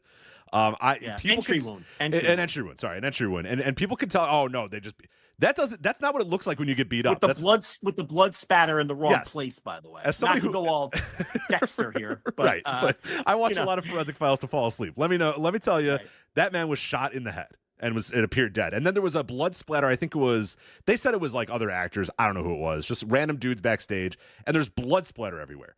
And like they got shots, blood splatter. Not like I hit you with a punch or a kick or a mallet, but like literal blood splatter, like you just got shot. So we're to assume that 3 or 4 people backstage in the gorilla position have been murdered, is what we're supposed to believe, right? Right. Yeah. Well, the implication was that these people are dead. Right. Chad Gable is missing his Money in the Bank qualifying match next week, though, just in case you're wondering. Now, we all know that they're not dead. No. And we all know that that's not going to matter, because here's the thing. Whether they're all dead and whether they have written off Chad Gable forever, or whether Chad Gable is in fact alive and they have some hokey explanation why he had a bullet hole in his head with the blood spatter in the wrong place, or whether they're all like fucking zombies, it really doesn't make a difference how they explain what happened. These people are all the fans are going to eat it up anyway. It literally does not fucking matter. It's not going to have to make any sense, because whatever explanation they're given, the Reddit mutants and the like are going to twist themselves in a pretzel to make it make sense. They're going to do the work for the promotion. They're already doing lore building. Oh, yeah. They're already doing lore building. Yeah, they're saying, Chad Gable, the reason Chad Gable was murdered is because he said thank you, and Bray Wyatt once said thank you, so it's all related. And I'm like, what are we doing? Yeah. Bo was only wearing one glove, and he didn't have the other glove on, and Bray's glove said heel and pain, and his glove said Bray, and this is what they do the work for the thing about this stuff, even going back to Bray Wyatt and The Fiend, which I am on record as saying, and no, I'm still full throttle on it. Everything involving Bray Wyatt and The Fiend, to me, was the worst stuff I've ever seen in the history of wrestling. I have never seen anything in the history of wrestling that was dumber, more nonsensical, and was pseudo-intellectual bullshit than the stuff that Bray Wyatt / The Fiend, put on screen. It is the worst shit I've ever seen in 40 years of watching pro wrestling, 40 years of memories of watching pro wrestling. I have never seen anything as bad as what Bray Wyatt / The Fiend produced and put on TV, with the box-like structure, people getting eaten by alligators, ooze coming down people's faces. Yeah, Alexa Bliss running into a ring and ooze coming down, and then then there was the weird pseudo. Alexa Bliss is a child and she's fucking Bray Wyatt thing that we have there too. Child shit and the ooze and the Seth Rollins match, which was arguably the worst match in the history of WWE and got booed out of the building. The other thing about Bray Wyatt and The Fiend that people don't remember is, listen, there's obviously a large swath of fans who really get into this dumb shit, the Reddit mutants and the like. But what people don't really remember is a lot of people. There's also a large swath of people who, oftentimes, that shit bombed. It bombed a lot. It bombed live a lot. A lot of the things that they tried with that absolutely bombed and didn't work. And that's something I think a lot of people. And look, this stuff. When it comes to this, a lot of it's going to bomb. I think someone sent us a really great comment, and I wish I could give them credit. It's a listener. But they said, this is going to be one of those rare cases where of faction debuts, and this is the peak. Mm-hmm. It's all downhill from here. Oh, yeah. Like it's all going to be terrible. It's like the NXT. It's like forward. the NXT guys that when they debuted and Right. tore Nexus. apart the Raw or Nexus. Yeah, when they it was debuted. all downhill from there. Yeah. It's because we have precedent here too. Like we know that the Bray Wyatt extended universe stinks. We know that this stuff is never good. But you know, this segment isn't so much to shit on your taste if you like it, okay? Because what I think is important is, for whatever reason, and I think I have my finger on the pulse of this one, there has been this idea that you cannot criticize this because Wyndham Rotunda passed away. Right. And this is done in tribute to him, and his brother is doing a tribute to him, so it has to be. You have to have kid gloves when you're talking about it. There's people who literally say you cannot criticize it. And obviously that's absolute bullshit. Any art, and this is pro wrestling, and it's a goofy pro wrestling angle designed to draw money. I mean, but any art, so I feel a little weird using the word art, but any art is up for criticism. I mean, that's a starting point right there. The other thing is, Wyndham Rotunda, this has nothing to do with the man. I never heard a bad word about that guy. He had kids. I feel terrible for his family and his children and all that. We shouldn't even have to say that or preface criticism of this nonsense with, that's no reflection of the man that he was. So, but we shouldn't even have to say that. That's nonsense. And it's obviously incredibly tragic. Guy died 50 years too soon, and left behind young children. And that's horrible. But I thought this stuff sucked when the guy was alive, and I think it sucks now. And from what I saw on Monday, I didn't see anything that's going to change my mind on that.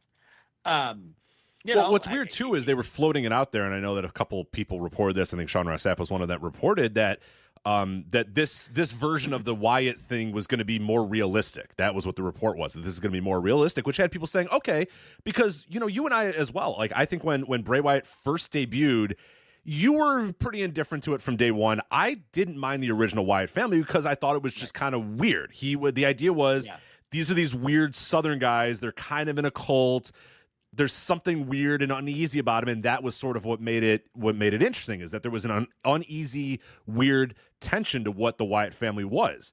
Then little by little, he started becoming a magician, and we called him a dirty swamp wizard or whatever. And then he just became mythical, and then he was like shooting fire and lighting things on and there's became the fiend is where it just went completely. Well, I think even the late stage Bray Wyatt stuff, honestly, the late stage Bray Wyatt stuff, people kind of give. Because people go to the Fiend and like, oh, that's when it all turned bad. There was a lot of the fucking maggots, the Dean Ambrose holding a TV and then it explodes, the Sister Abigail. There was a lot of dumb shit. Firefly Funhouse period. It was just, like it was supposed to be this alternate universe. And it's like, that's where you lose me. Right.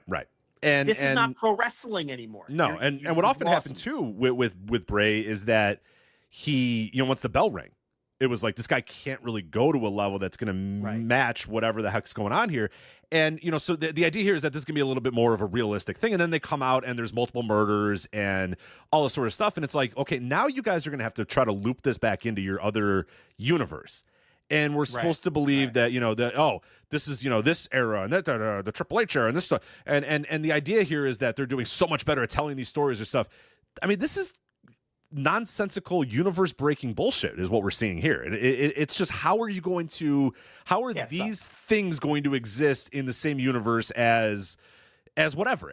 Take anything from the bloodline. Show. How are they going to feud with the bloodline? Yeah. Cody. You know what I mean? It's going to exist on the same show as Cody. And that was always the issue with the Wyatt family stuff. Yeah. Gunther, trying to, win. Because he's Gunther, the King of the Ring, trying to win the WWE title at SummerSlam or whatever. That's going to exist in the same universe as Dexter Lumis in a gas mask murdering people. And it's like, how are we going to, how are you going to pull this off? How are you going to do this? And it's just, but again, nobody cares. Nobody cares about that shit. It's just whatever. That's just what it is. And we're fine with it. And it's okay. And I come back to once the bell's going to have to ring. And a lot of people saying how this thing's going to peak with this debut. I think it's already in the fucking shitter right now.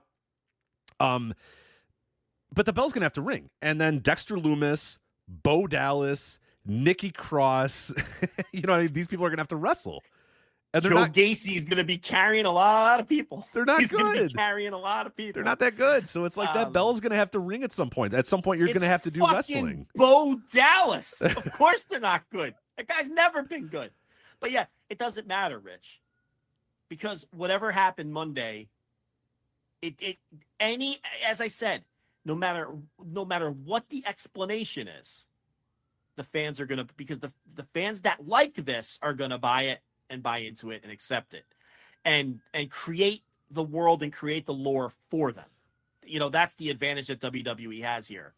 And, you know, the director of lore that they hired, what's his name? Rob Free or whatever his name. Rob Free, something like that. He doesn't have to be, you know, it's like, because all of this stuff always, even when Bray was alive, it was always, as I said, pseudo-intellectual bullshit. And what I mean by that is it never made any sense. It never made any sense. None of it was logical. We poked a million holes in all of it. And because this isn't going to be logical. They are telling us that Chad Gable is dead. Right. Now, of course, he's not going to be dead. Okay? But how are they going to worm out of that? Is this going to be is what happened on Monday going to be, you know, some kind of, I feel gross for even like. I can't believe we're doing this. I'm thinking, but is what happened on Monday going to be right? Is it going to be like, oh, this was like a fantasy or a dream that these people had, or this all happened in Bray's mind? But to me, again, that's universe breaking. I have no interest whatsoever in that. That's garbage. Dan Snyder brings up a great point in our chat room. He says, "What is the whole roster going to be walking out and outraged that a man was murdered backstage at Raw?" There's merchandise. They're selling merchandise at WWE.com. You can buy merchandise for the Wyatt Sick6, you know, or whatever the fuck, or Wyatt 6 or whatever however the fuck I'm supposed to pronounce this Wyatt family thing or whatever, or it's just merch on WWE.com or whatever. Again, this is the sort of stuff, like, people will criticize AEW because Ultimo Guerrero appears on the show and they don't know who he is. But multiple people are murdered by a roving pack of clowns, and it's like, listen, I got a better one for you. Ray Phoenix won't sell the leg good enough, and that they'll say that's unrealistic. The same people who will enjoy this will tell you that they'll complain about someone's leg selling and tell you that takes them out of it because it's not realistic. But these guys killing 40 people in the back and doing this nonsense, no problem with that. And it's a Venn diagram that crosses over. Believe me, if. You think if the Dark Order did the same exact angle on Dynamite? Oh my God, we still talk about the Dark Order thing. The Dark Order guy threw some bad punches, and we still talk about it. That was 4 years ago, Joe. It was over 4 years ago. If they did this angle beat for beat, but it was the Dark Order, do you think it would have anywhere near the same reception? But but the thing is, it's different. It's different fan bases, and I think even within the WWE fan base, I don't think this is something that's universally. It was always divisive. Again, Bray bombed a lot of the time. A lot of the time. Because so much so that Vince lost faith in him too. Vince McMahon, who loved the whole idea of this mythical creature and all this sort of stuff, and eventually he just kind of said, you know what, I'm done with this, it's over. Goldberg, spear this guy, you're done. And that's how it ended. It just, enough of the bullshit, I'm sick of this, you're gone. And Goldberg speared him and he was done. And that was it. Well, look, we can tell all kinds of jokes about it and rip on it and all that, but I think a more interesting way to approach the conversation is, obviously this isn't for us. Obviously this isn't for most functioning adults. It's terrible. Okay, we can start with that. But I think a larger conversation, we just saw Eddie Edwards turn into a werewolf on Impact. We see this on Raw. And I always come back to this, but we've got heel GMs, which seems like fucking Lou Thez versus Pat O'Connor compared to this stuff. But we've got heel GMs running around AEW, and 1 week they have power, 1 week they don't. There's a million holes. There's no proper continuity to it. We have Timeless Tony, who whenever she's shown on camera, she's in black and white. And again, compared to this, it's like, George Hackenschmidt, but who she might fucking mention one of these weeks. But it's like, why is pro wrestling so eager to just not be pro wrestling, Rich? And when is someone gonna realize, and it's right there for Tony Khan if he wants to do it, don't talk shit about being for the sickos. How about you walk the walk?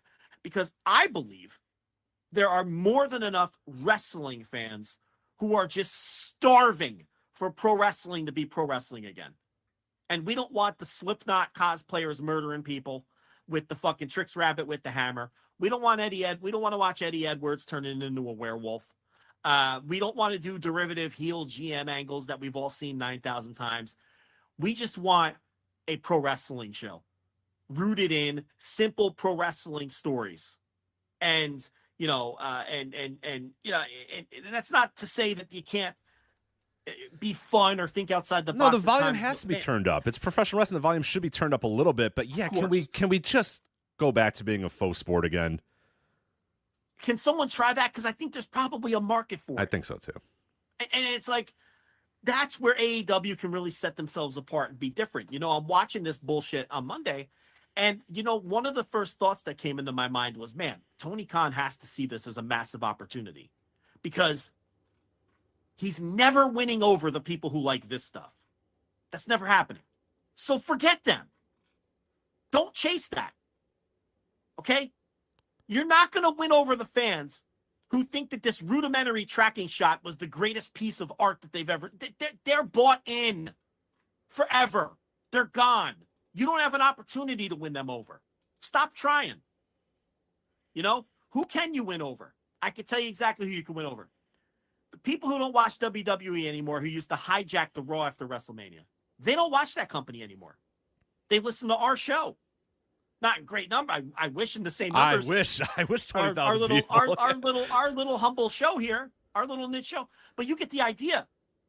There is they've all been replaced. The current WWE fan base doesn't hijack Raw after WrestleMania. They eat up everything they're given. They've replaced those fans with new fans, because these people have never seen Ethan Page and Joe Hendry wrestle, as we just talked about at the top. Forget them. They like this. You know, Tony Khan or somebody else, and really only Tony Khan, no one else has the means, really have an opportunity to capture everyone else.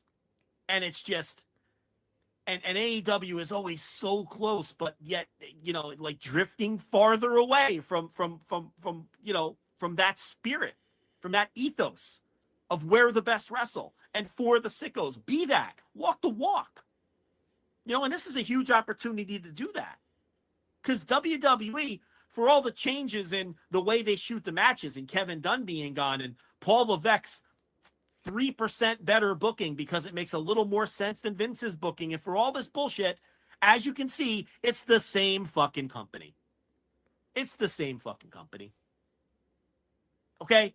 So there's an opportunity there. And I just feel like Tony should just take a long look and say, man, to be a true challenger brand, we have an opportunity here to win over a bunch of people who are not being served. And Tony has run some of them off himself. But he's got the best opportunity to serve these people. That's one of the more important things that I thought about when I was watching this nonsense, because I know that I could tell you that 90% of our listeners, and that's probably a conservative estimate, want nothing to do with this clown show, with these murder clowns on Raw. No. And they think it's utter nonsense. And there's more people like us out there. There are. So, yeah, we'll see how this all unfolds. I don't care, to be honest, because it's a shocking debut for the sake of being shocking and doing weird stuff and doing crazy stuff. I'm interested to see how it all wraps up, or how do they just start Monday? How do they start SmackDown on Friday and say, well, on Monday we had a vicious attack at the hand of the Wyatt Sick6. It's like, are we just going to say that and move on? I don't know. It's going to be very, very strange to see how it all. The other thing too is this idea that you can't criticize it. I do think a lot of that is rooted in insecurity. Insecurity, yeah, it's insecurity. It's one of those deals where these people genuinely like this a lot. Okay, and there are people, I am not denying that there are fans out there who were even touched on an emotional level because it made them feel connected to Bray if they were big Bray fans or whatever. And there's all that. And I think that there is a lot of it is insecurity. It's like, I like this thing and I can't even handle someone being critical of it. And then it becomes, all right, well, because of the nature of the man passing away, I could put up this wall and say, well, you can't criticize this. If you criticize this, you're a bad person. So you can't criticize this, which of course is nonsense. You can criticize anything as long as you're being fair about it. You can criticize anything. If you thought this angle stunk, you can say that it wasn't any good. You know, and people who are emotionally and intellectually mature understand that. Okay? But I do think there's rampant insecurity a lot of times in wrestling where it's just, you know, you can't, people can't handle criticism of the things that they like.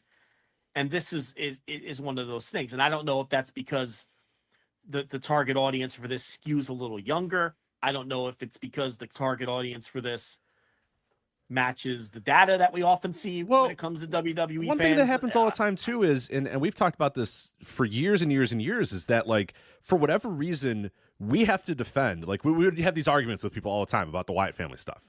Back in the peak of the Wyatt family stuff, when we were still active on Twitter, we would come on the show, we would talk about how much we hated it, and people would have to tell us that we had to like defend our stance, or like, oh, why do you not?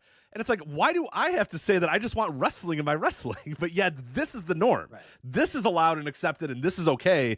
But if I want wrestling and I just want two men to get into a ring and wrestle and determine which one's better, that's seen as out of the box and weird and, oh, what? I can't have, that's boring. That can't happen. And it's like, well, I don't know. It happened for 70 years before this. So why do, you know, why? But yet that's what we sort of default for whatever reason over the last 30 years that wrestling needs to be this sort of stuff.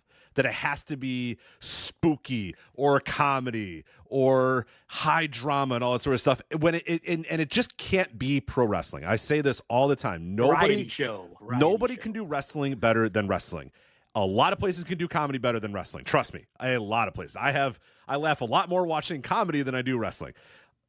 Horror movies. You want to watch horror? You like this shit? There's a whole genre of movies that are great and do this stuff great. You should probably watch a horror movie. Action. There's great action movies out there. Go watch one of these fucking Marvel movies that are 9 hours long with a shit ton of action. You can do all that sort of stuff. Drama. There's great, great movies, great TV that do incredible work with drama or whatever. But nobody can do wrestling better than wrestling. Yet, for the last 30 years, all we've done is try to make wrestling anything but wrestling. And now now it's swung where this is considered the norm, and us wanting to swerve and Will Ospreay to just go in the ring and figure out who's going to win is seen as boring and passe, and that's it. And it's just, I don't know how we got to this point, but we're at this point, and we've been at this point where this is considered, well, this is just normal. This is just how wrestling should be. It needs to be a variety show. It needs to have this. It needs to have that. And I just always push back on that this doesn't need to be the norm. But that's like you're saying. There's a real great opportunity for the other company to come out on their TV and say, we don't do that shit. We're not going to be this shit. We're completely different than whatever they're doing. And it's a great opportunity for them to pounce on that if they want to. I don't know if they do, though. There's a couple things at play here. It's funny because we're not telling anybody, saying that people shouldn't like. If you like whatever. Of course. But they'll tell you that you're wrong if you don't like it, which is weird. The other thing is, a new thing has emerged, and this is due to the grifters. This is a lot having to do with your Bischoffs and your people of that ilk.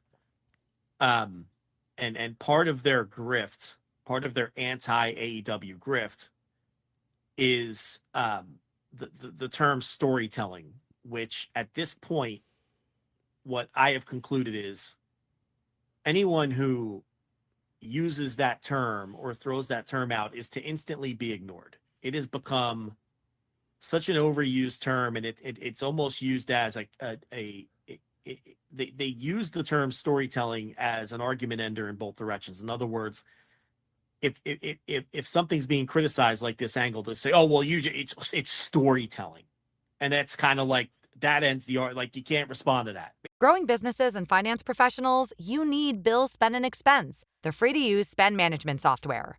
It's powered by the Bill Divvy Corporate Card, which helps growing companies scale with credit lines of $500 to $15 million, automated expense reports, and as many virtual cards as you need. For a limited time, get $500 when you get started with Bill Spend and Expense. Request a demo at bill.com/get500. Terms and conditions apply. Advertised credit ranges are not guaranteed and are determined at approval. Card issued by Cross River Bank, member FDIC. It's storytelling.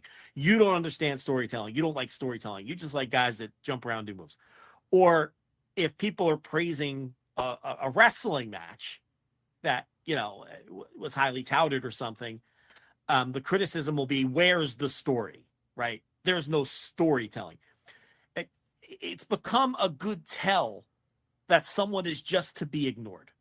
If you fall back on that because you can't articulate what's good about this alleged great storytelling that you're hyping up, or you can't articulate what's bad about a pro wrestling match without just falling back on, well, there's no storytelling. It's just a term that people are parroting, that they've heard from people like Bischoff and the like. That is it's a catch-all, a wipeout of an argument. Just use the word storytelling, either in a positive or negative sense. It's a shield, and you've ended the argument. You give yourself a shield that you can just say, "Oh, it's good storytelling." You don't know anything about that, Right. It's and the other thing is, and this can be extended into this part of the conversation, where earlier this week, Joe Coffey made a video complaining that Dave Meltzer had the audacity to rate his pay-per-view match at a measly 3 2/4 stars. And the usual nonsense of, well, Dave Meltzer's never been in a ring, so how does he know? Which, again, whenever people make that argument, it shows you that they're just, there's something, they're not very smart. Right, they're imbeciles, or they're immature. They're immature, or they're imbeciles. You're an immature. Yeah, because, then by that, you can't ever criticize a restaurant because you are not a chef. You cannot criticize an athlete because you've never played hockey. You cannot criticize a movie because you've never been a director. It's just the lowest level. It proves that the person is an imbecile when they go down that road. And Coffey chose to go down that road. And what was funny about it was, he's so dumb, he doesn't understand that 3 2/4 stars is a good match. Right? We understand that. That's not even a bad rating. But the tweet that he was responding to said something along the lines of, how can Dave Meltzer give this? It was Obafemi, Joe Coffey, and whoever the third person was. How can Dave Meltzer give this match 3 2/4, 3 1/4 star? This was a 5-star match, right? Which is obviously preposterous. But all of the quote tweets and the replies were agreeing. Oh, absolutely. Obafemi, it's a 5-star match. It's a 5-star match. And then Coffey quote tweets it with his nonsense. And what you have to realize is, okay, this is the analogy I'm going to make for you. Okay. These people don't even understand what 3 1/4 star means. They don't understand what the scale means. Okay. If you think the Obafemi Joe Coffey 3-way was 5 stars and one of the greatest matches you've ever seen, okay, great. Okay. I'm not telling you can't think that match was great. If you want to have your own idea of a rating scale, go knock yourself out.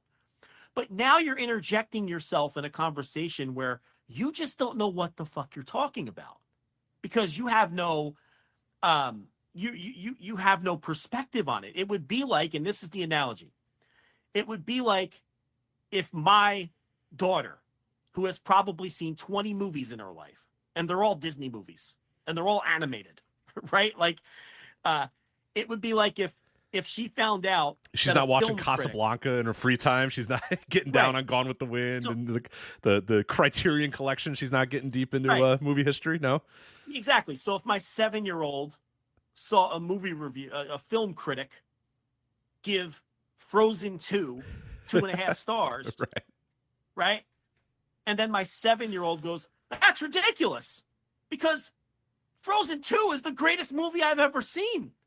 I waited literally half my life for that movie to come out. And it was the best movie ever, and it has to be 5 stars." That is exactly the same. There is no difference between a 7-year-old being mad that Frozen 2 only got 2.5 stars because it's one of the 6 movies that they've ever seen, and it happens to be their favorite. That is literally no different than these people on Twitter who have no perspective whatsoever, don't understand the scale, complaining about any pro wrestling critic who has had some perspective and has seen worldwide wrestling for decades, rating a match whatever they're going to rate it.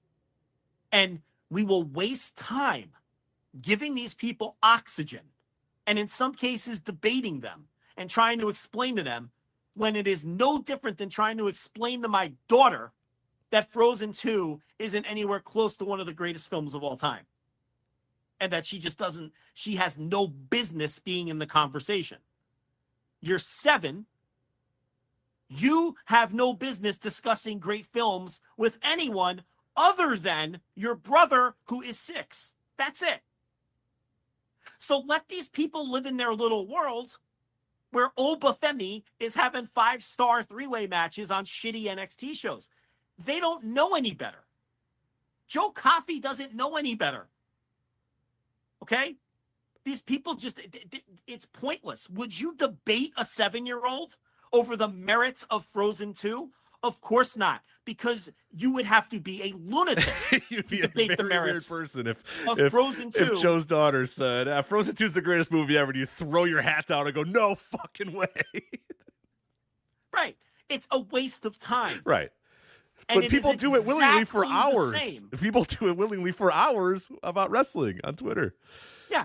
And then someone who is no different than my 7-year-old daughter will complain that some WWE match only got 4.5 stars and that must mean that that Dave hates it.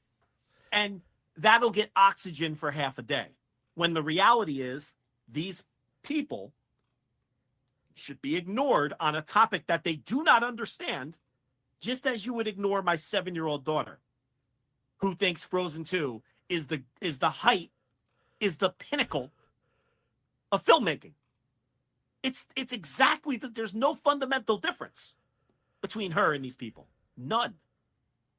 They've been fans for 10 minutes and they enjoy the NXT style of wrestling, which is fine. I'm not even arguing against that. They can like what they like. But they haven't earned the right to have a serious conversation with people who have seen thousands of wrestling matches. They haven't earned that right. They've earned the right to discuss it critically with other fans like them who haven't seen anything, who don't know what the scale is, who don't understand any of this. And that is one of the downfalls of social media and Twitter. We mash all of these people together. They're speaking the same language about the same topic, but they're having completely different conversations. And it's a total waste of time. And Joe Coffey made a massive idiot of himself. Yes, he did. He's a fool. It's an imbecile. Yeah. He's an imbecile. He is 1 degree higher than the imbeciles that I'm talking about who speak out of school about things they don't understand. And a 7-year-old who thinks Tangled is the greatest movie she's ever seen. So that relates back to this Wyatt thing. I do think a lot of it was people going, of course you would get the thing where people go over the top to overpraise something because they want the engagement. They want to be the tweet that people see and pay attention to.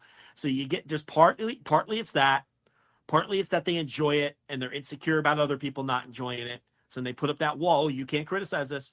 You're a monster if you criticize. I'm going to cancel you if you criticize this. You can't do that. But listen, if you thought this stunk, feel free. Don't let anyone tell you can't say that this sucked. It sucked before, and it sure looks like it's going to suck now. Right. So it's so far off of what I would ever want to see, and and that's okay if you agree with that. There's nothing wrong with that. So, yeah, this is abnormal. I want to. This is abnormal wrestling. We don't need to accept that this is just normal wrestling and this is okay and this is just how it's supposed to be and this is what actual wrestling storytelling is and yada yada yada. Like, because people, I think, feel like you said, it feels like a weird thing where you're like, oh, I don't know if I can really criticize this for multiple reasons. 1, because of the Wyatt thing, and 2, because then you'll get shouted down by people saying, no, this is storytelling and they did this and they did. Like, you're allowed to think this is dumb. You're allowed to think that Chad Gable with an entry wound backstage and a blood splatter is fucking weird. You're allowed to think, Jesus Christ, I don't know if I like this in my wrestling, especially when WWE is going to present you this Friday probably 2 hours of wrestling that doesn't have people getting murdered, and then probably 2 hours and 45 minutes next Monday that doesn't have people getting murdered. You're allowed to say, that's kind of weird that a bunch of guys got murdered, right? Absolutely. And the thing about the people who discuss star ratings who don't understand them, it relates right back to the people who try to explain storytelling to you. Rich, they don't have any context or perspective, and they don't understand the myriad of ways to tell stories in pro wrestling. They just don't know. They don't understand. These people know one way. Right. They don't know. They didn't watch Holy Demon Army versus fucking Masawa and Kobashi. They don't have, you know, or you know, there's no which all those anniversaries that just passed of these great All Japan matches and the intricate storytelling involved. They don't get it. You don't think these people know all about the Chief Wahoo McDaniel heel turn in Mid-Atlantic? You don't think so? And if you try to explain any of these things to them, they would disregard it and tell you, you know, because they don't know, and they revel in their ignorance. Yeah. So it's hard. I know it's hard, but you just have to leave them be. You know, and I'm not trying to speak from an ivory tower. It's just we were all there at one point. We were all there at one point. You only knew whatever wrestling you were exposed to when you cracked into this fandom. And that's where a lot of these people are. But because of we're in 2024 and because of social media, we're all grouped together to have these conversations that many people aren't equipped to have because they don't have the perspective or the knowledge or the, you know, and that's where a lot of these things fall apart. Yeah. And one thing I'll say too about these is like, okay, if you really do believe that this is great story and all that sort of stuff, that's fine. I don't. But then hold them to that standard the entire time through the story. Explain why Chad Gable has an entry wound in the back of his head. Explain why Triple H is no longer in gorilla position. Explain why WWE.com is selling T-shirts the next day. Explain why WWE doesn't have a press release coming out talking about, you know, what we saw. You know, there's ways to do this. If you really, really, really want to do this, there's ways to do it, but they don't because they're lazy and nobody holds them to those standards. It's just easily consumable. Oh my God, this is incredible. Holy shit. And then it moves on, then the next thing comes or whatever. But if you want to really hold them to the standard of them telling a brilliant story, then great, let's do it. You want to play ball? Let's play ball. Why WWE.com should have a report about, you know, the heinous crime that we just got committed on Monday Night Raw, and Triple H is going to do a video speaking out about it and saying, you know, the safety of the performers and World Wrestling Entertainment is of the utmost to me, and what happened on Monday cannot happen again or whatever. You know, there's a lot of ways you could do this. There's a lot of ways, but, you know, they kill people backstage, including Chad Gable, who's got a fucking entry wound in the side of his head, and the next morning we wake up and they're selling T-shirts on WWEshop.com or whatever. And Friday, like I said, the show will go on as usual, and Michael Cole will say, "Yeah, on Monday we saw quite the moment on WWE Raw when the Wyatt Six attacked." You know, we're just gonna. But if you want this to be, if you're gonna come at me with, "Oh, this is great storytelling," tell the whole fucking story then. You know, let's get good about it. Let's think about this stuff. Let's really dig in. They're not gonna do that though. Like you said, it's not gonna matter. In 2 weeks, Chad Gable will show back up, and we'll just kind of continue on. It's not going to matter because it never mattered with Bray and the Fiend. No, they always just, you know, it doesn't matter. They just it didn't matter the with Uncle Howdy. visuals Uncle Howdy died. He's just back, and nobody cares. It's whatever. Sure, yeah. I awesome. mean, you know, the word "chills" was trending on Monday night. Oh, this is chill. What was so chilling about it? Even from that standpoint, it was goofy. What was chilling? It was high school level production of people laying around pretending they were dead. With dry ice smoke effects. Yeah, it's the what was so chilling about the worst haunted house you've ever you know? been to. Yeah, the lamest haunted house you've ever been to. And I'm saying, you know, it's I don't know. And now this thing where we're always over the moon with these, you know, these great production shots and everything. And you know, they've added some cool shots. I like the shot they did with Logan Paul up on the turnbuckle, and they had the camera do the whole 360 around the ring before he did the dive and everything. But we really got to get over ourselves with these tracking shots. I mean, we really have to get over just because this new guy isn't Kevin Dunn does not mean he's fucking Martin Scorsese. Can we reel it in a little bit? It's an improvement. Of course it is. Not like, everything would be an improvement, Joe. Your 7-year-old banging buttons on a switcher would be an improvement over Kevin Dunn. We've really got to calm down with this stuff. I mean, it's just, man, it just, I don't know. And again, I don't know. We should probably just move on. There'll be plenty of other weeks where we could destroy this nonsense. Right. But, you know, it just. Mr. JH brings up a good point. Again, the Murder Group has theme music too. Yeah. You know, like if we're going to play ball, let's fucking play ball. Great storytelling. Let's tell great stories then. Yeah. Well. But it doesn't matter. and no one holds them to those standards. They it's just chills. All right, let's move on. Chilling. Yeah. So chilling. Now we're talking about WWE. Let's talk about Clash at the Castle, Scotland. So I had the best sense of relief ever. You know the Denzel Washington gif where he kind of grabs at his heart anytime someone dies or there's like a guy's trending and everyone's like, oh no, he's dead, and they're like, oh, he's fine or whatever. So you got the Denzel gif where he's like, hold his heart. Yeah. I woke up on Sunday morning and I saw a Flagship Plus available to me over there at flagshippatreon.com on the $5 tier, and it said a review of Clash at the Castle Scotland, and I went, just like the Denzel gift, I went, oh, thank God, because I didn't watch that show on Saturday. I was planning on waking up Sunday morning and watching Clash at the Castle Scotland, but I said, oh, thank God, I can do whatever I want.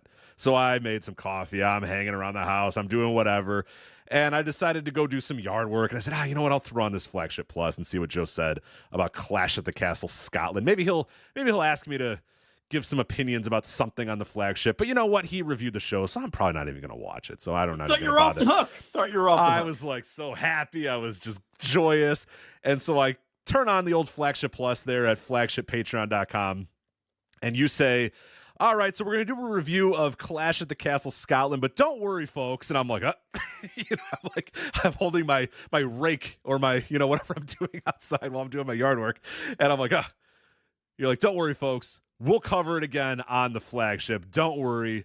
Rich is not going to be off the hook. And I was fucking livid. Yes. My heart sank knowing, God damn it, I have to watch Clash at the Castle. Scotland. So you talked about it at length on Flagship Plus. And you're like, I'm going to do a short review. And I'm like, all right, whatever. And then he went on for like 40 minutes. I'm like, that was more than enough review. We don't need to review this stupid show again. A little drive-by review. It was a little drive-by. But you know what? I'm a professional, so I watched Clash at the Castle, Scotland. And Joe, it what'd was... you think? Big picture thoughts. Fine. It was fine. I will say Cody Rhodes and AJ, I Quit match. One of my least favorite tropes in WWE is the I Quit match. Yeah. It right next to Last Man Standing, where we stand around and watch a referee count to 8. Similar idea. Sure. 6. It's like, okay. Yeah. We have AJ Styles gets bumped off the apron 3 minutes into the match, and the referee runs over, AJ, do you quit? Yeah. No, it's preposterous. Like, God damn it. I'm going to have to endure this for how long? And they went 27 minutes and then had one of the most ridiculous things I've ever seen in a wrestling match. And I'm sorry, this got no play. I heard this nowhere else. I think you maybe mentioned it. And Stuart Williams, who did the review for VoiceOfWrestling.com, mentioned it. I am sorry. Cody Rhodes passing out and the referee telling AJ, it's an I Quit match. He didn't say I quit. Preposterous. Yeah. What are we fucking doing here? What? Well, that's Russo 2000 WCW shit. It's like, bro, they can't. It's not. He can't lose the I Quit match, bro. He's passed out. Well, fucking. That wasn't even my biggest problem with it. But that's preposterous. What? The referee acknowledges that this man has passed out in the ring, and AJ smartly is like, "Well, I won. The guy can't move. He's passed out. He no longer can compete in this professional wrestling match." And the referee goes, "AJ, no." He's got to say I quit. And Michael Cole goes, that's true. He's got to say I quit. I'm like, fuck, what are we doing here? Well, but this is a great storytelling company. No, I didn't see a soul talk about that for storytelling because that's terrible storytelling. That's fucking makes no sense whatsoever. So I don't know, man. I thought this match kind of blew. I don't know. They just kind of hit each other with kendo sticks, asked if they wanted to quit. This ain't my thing. I'm sure a lot of people like these I Quit matches. You know me. I hate the hip toss. Cody, do you quit? No, I think it's boring as fuck. And they did that for 30 minutes. Lock, stick the mic in his face. Right. What do you say, Cody? What do you say? Never. Yeah. So God. Stupid. Oh God! If you've seen one, you've seen 1,000 of them. Yep. They hit each other with. I thought they worked hard. I did think they worked hard. But I don't know. They're pros, and Cody, not very babyface like he hit him with the steps anyway. Yeah, what the fuck was that? Even after AJ quit to avoid getting hit by the steps, right? But yeah, I don't know. It was I liked it more than you, I think, I guess. I thought it was a good match. I mean, they tried hard, but I can't call it good. I can't call it good.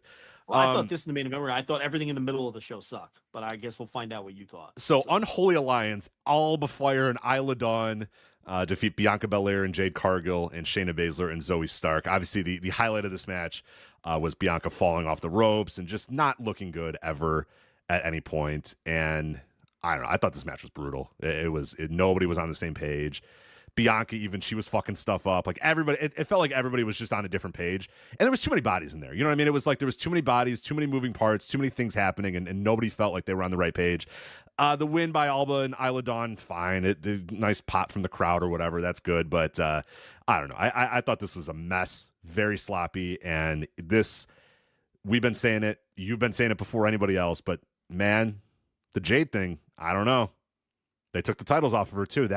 Are we going to get pretty close to the buyer's remorse stage? Because this is she's an anchor on Bianca Belair right now too. Because Bianca could be doing so many better things. Well, they're going to split and have a feud. Yeah, but I don't think taking the belt off was a indictment of her. I think they just realized one of the hometown people had to win. That's true.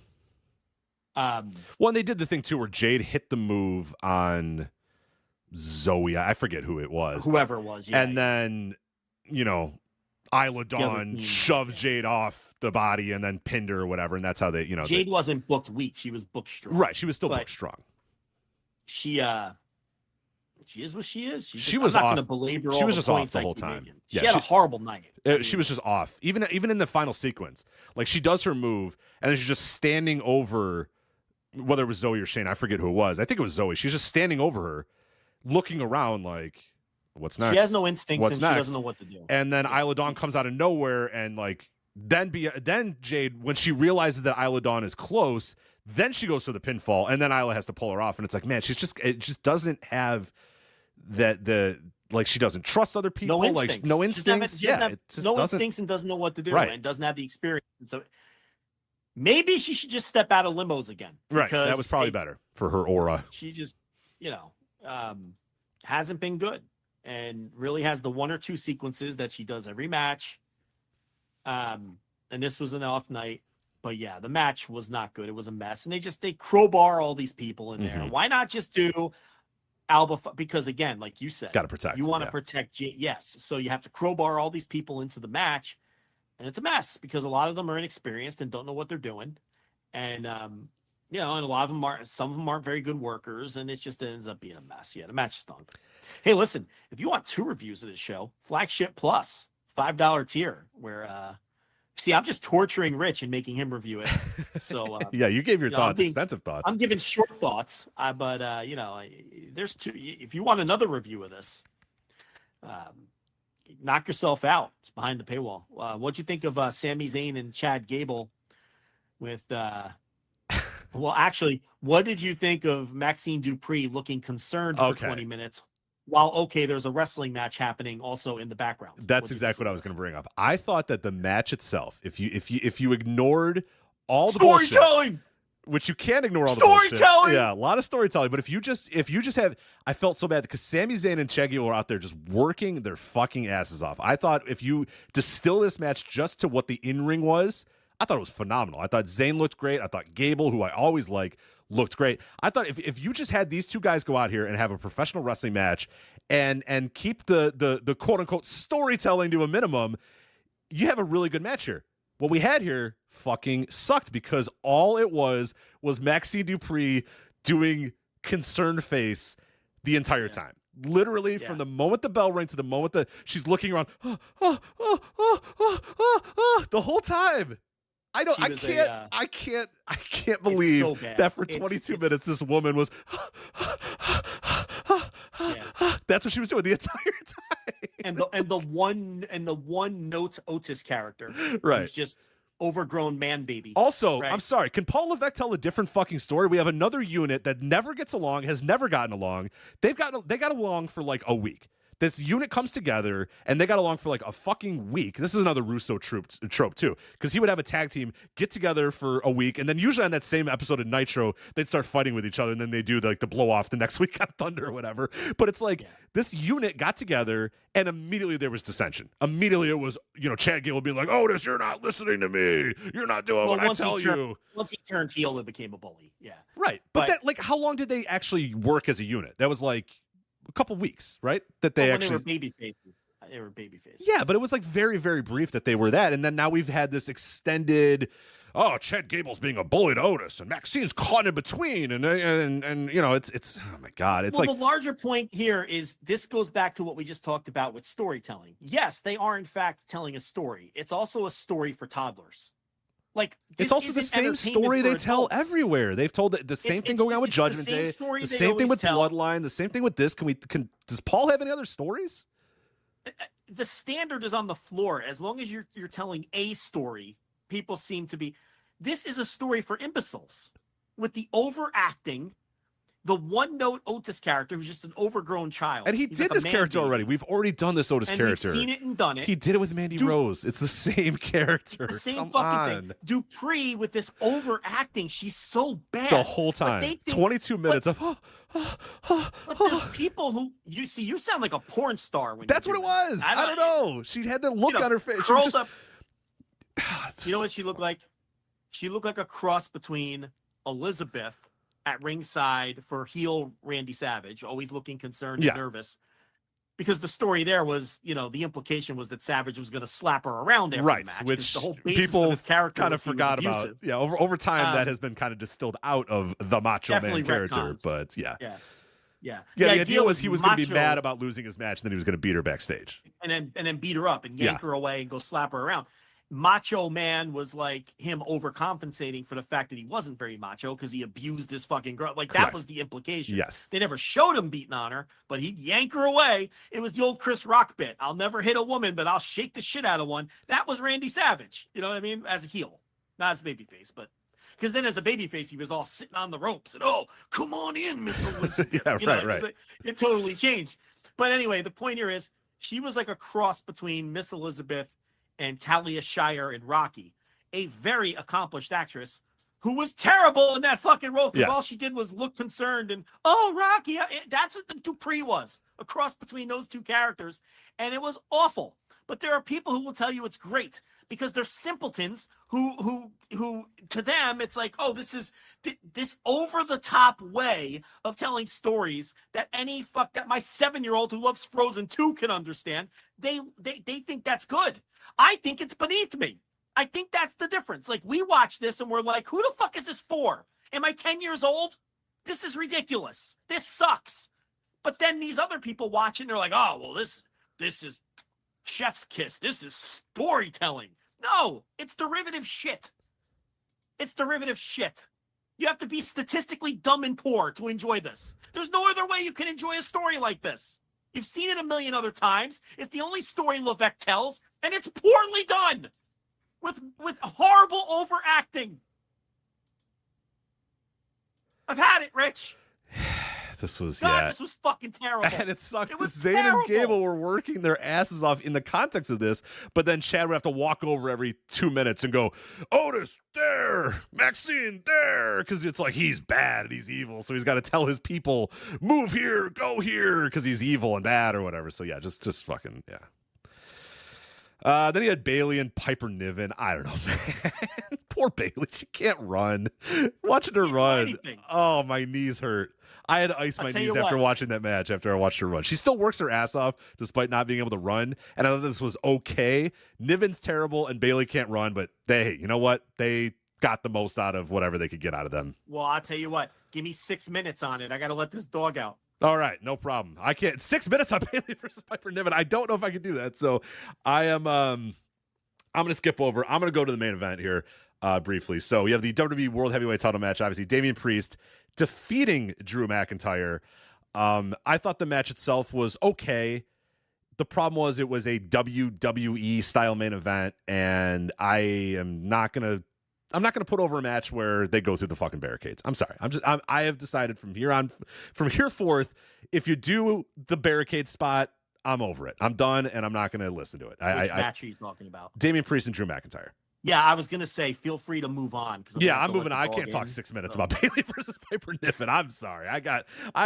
You were lucky I got a minute out of Bayley and Piper Niven. So you can leave, and I'll talk about Damian Priest and Drew McIntyre. Yeah, I got to take care. Do that, because I'm done with Bayley and Piper Niven. So I'm sorry. I can't in good conscience give a match. I can't call it a good match if you do a barricade spot anymore in a WWE main event. I can't. I'm just sorry. I just can't. But with that said, other these guys had a very solid WWE style main event. Damian Priest goes through the ropes and has that, potentially horrific spot where his ankle and knee gets caught in the ropes, but Drew and him kind of figure it out and work on the fly because they're two good, polished professional wrestlers. They didn't come up in the WWE PC, so they know how to work on these things. Punishment Martinez worked for years on Indies and Ring of Honor and stuff, so he knows what to do in these situations. And Drew McIntyre is Drew McIntyre. Obviously, he's a world traveled worker and didn't come up through the PC, so he knows how to sort of respond when adversity happens and knows how to make the most of it or whatever. So I thought they had a decent match going for a little bit, but obviously you get the ref bump, and the story of the match that everyone is talking about is the ref bump happens. And I'll give them credit. I'll give credit to WWE on the camera work here. They did a long shot. You see a referee run down. The crowd doesn't immediately pick up on it because it's a big giant arena, so they don't pick up on it immediately.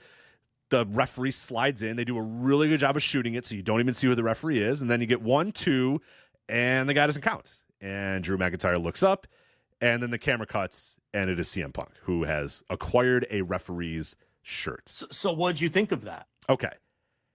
I thought, on one hand, it was dumb, but it's also wrestling, and wrestling can be kind of dumb sometimes. So I know a lot of people are like, well, how? So he flew to Scotland and was hoping there was a ref bump and had a referee shirt. And I give WWE the smallest amount of credit. They tried to explain it. Now, the way they explain it sounds very weird, too. Because it's like Punk's just backstage watching this match, sees the ref bump, runs over to the referee, Jessica Carr or whatever's her name, demands her shirt, which I don't know if WWE should be doing a story where a man walks up to a woman and demands to take her shirt off, but that's what they did, and that man being CM Punk. Anyway, but they do. That's what they did. Jessica Carr gives up her referee shirt to CM Punk. She didn't take her shirt off, for the record. She just had a referee shirt and gave it to CM Punk. So he runs down. It also be noted that they didn't show that on the pay-per-view. They did not show that on the pay-per-view. That's a bonus clip for social media after the pay-per-view. Right. So if you're a pay-per-view viewer, you don't know that any of that happened. Right. You just think that CM Punk happened to have a referee shirt, was sitting backstage, fingers crossed, come on, ref bump. And then ref bump happened. He goes, my time. I'm going to go there and fucking Drew over. So we, but I would complain equally if they had shown Punk watching, if they had shown all of that on the broadcast during the match. I think that would even be worse, because it's like, we know he's going to do something nefarious. So they went for the surprise. They went for the surprise factor. No, you can't. Surprise was the way to go. Surprise was the way to go. And it's preposterous, but Irish whips are preposterous surprise, too. So. And like you said, go for the surprise and just, this is one of those times where you have to ignore the Irish whip. Right. It's just pro wrestling, and it was a good visual. I thought they nailed it, honestly.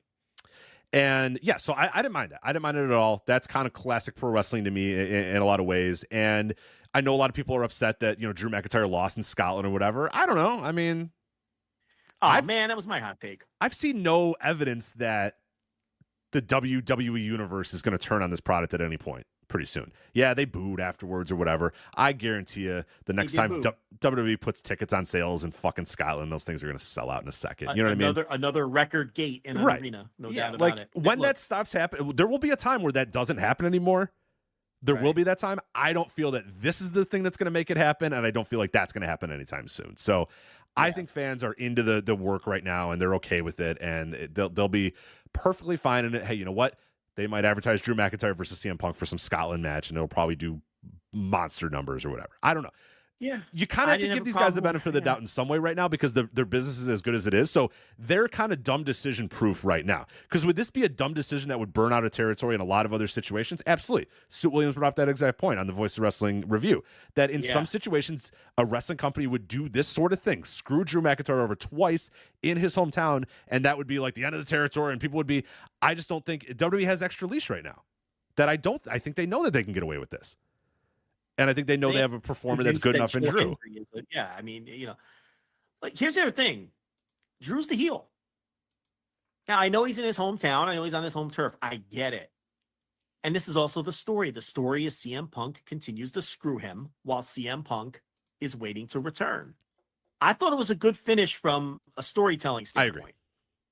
And with the caveat of this, now that you've burned the guy twice on his home turf, the home turf deserves the payoff. Yes. So I do think when Drew eventually does win a world title, it has to be back on his home turf now because you've done it to these people twice. So that's my caveat.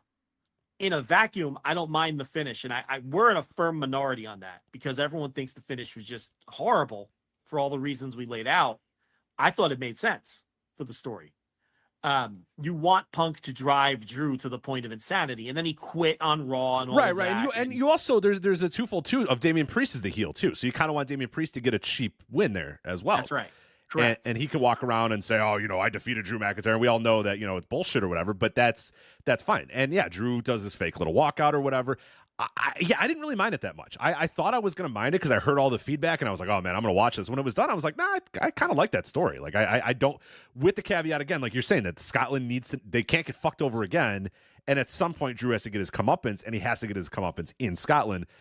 And the fact that, again, WWE has a little bit of leash to work with here. They're able, because I see no signs that Scotland, that they burnt out the territory and that Scotland's never going to buy tickets to a wrestling show ever again. I don't think that's the case. Do you have to give the fans what they want to all the time? No. You don't. I mean, there's time, look, I get this is the second time, and that's the crux of it. I get it. Yeah. And that's why I say the caveat here is he does have to win there eventually. Right. We talked with Cody and Roman this year. They could not go back to WrestleMania this year and fuck the fans over again. Right.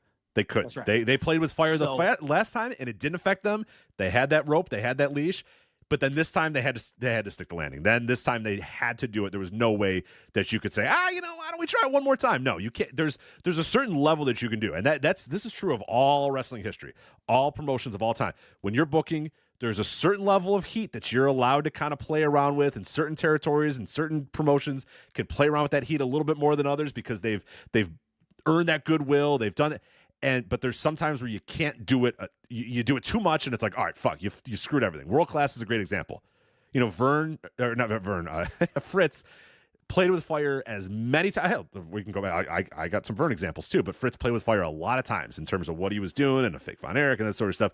And the one that everybody points to is he faked his heart attack in the middle of the ring, and that's when the fans are just like, you know what, fuck this, we're done. And I didn't see that in the Iron Claw. They did not bring that part up in the Iron Claw. No, you're right. That part got left out in the Iron Claw. But bring a lot of stuff. They forgot a lot of stuff for another day. Yeah, absolutely. But I mean, like, and Vern was in the similar way for AWA. For Ngannou would, the Kurt Hennig, the him winning the title. They held that thing off for years and kept doing it for years and years and years and years and years. And finally, he wins it. And the fans are like, whatever. And the guy's gone in like 2 weeks, a couple months anyway, or a half a year later, he's gone to leave the WWF. But you had the window to have him win, but you kept doing Bockwinkel, time limit draws or dusty finishes or all this sort of stuff. And they did it again and again and again and again. And you're allowed a certain level of rope and a certain level of that you, at leash or whatever, that you can do until you can't do it anymore. And we don't always know when that point is. I don't think this is the point for the Drew McIntyre thing, and I don't think it's the point for WWE. They might come back here, and the next time they do, Punk will be champ as the heel, and Drew will be the baby, and he'll beat him. I mean, that could be the plan. I don't know. I just think I liked the finish. I thought it was well done. I thought it was good. My only issue is now he has to win there. That's all. That's just, now they've created that caveat where, because the fact that they did boo on the way out tells you that maybe if you do fuck them again, you could burn out. Now you're walking that line. So I don't know. I didn't really mind it, but that's the. Any other thoughts on Clash at the Castle? My overall thought would just be another mediocre, underwhelming Paul Levesque pay-per-view.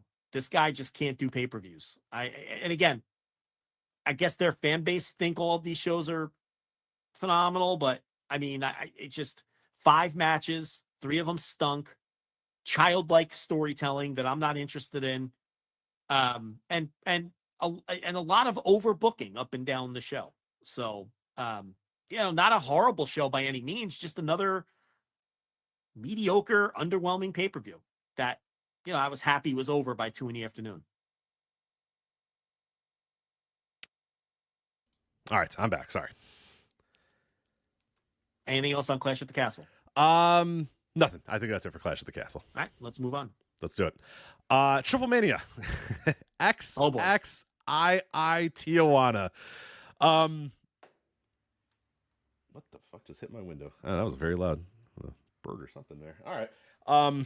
Anyway, TripleMania. Tijuana. Are you having your own break-in? I maybe. Like I had one time. I don't know what the fuck that was. Anyway, we'll find out.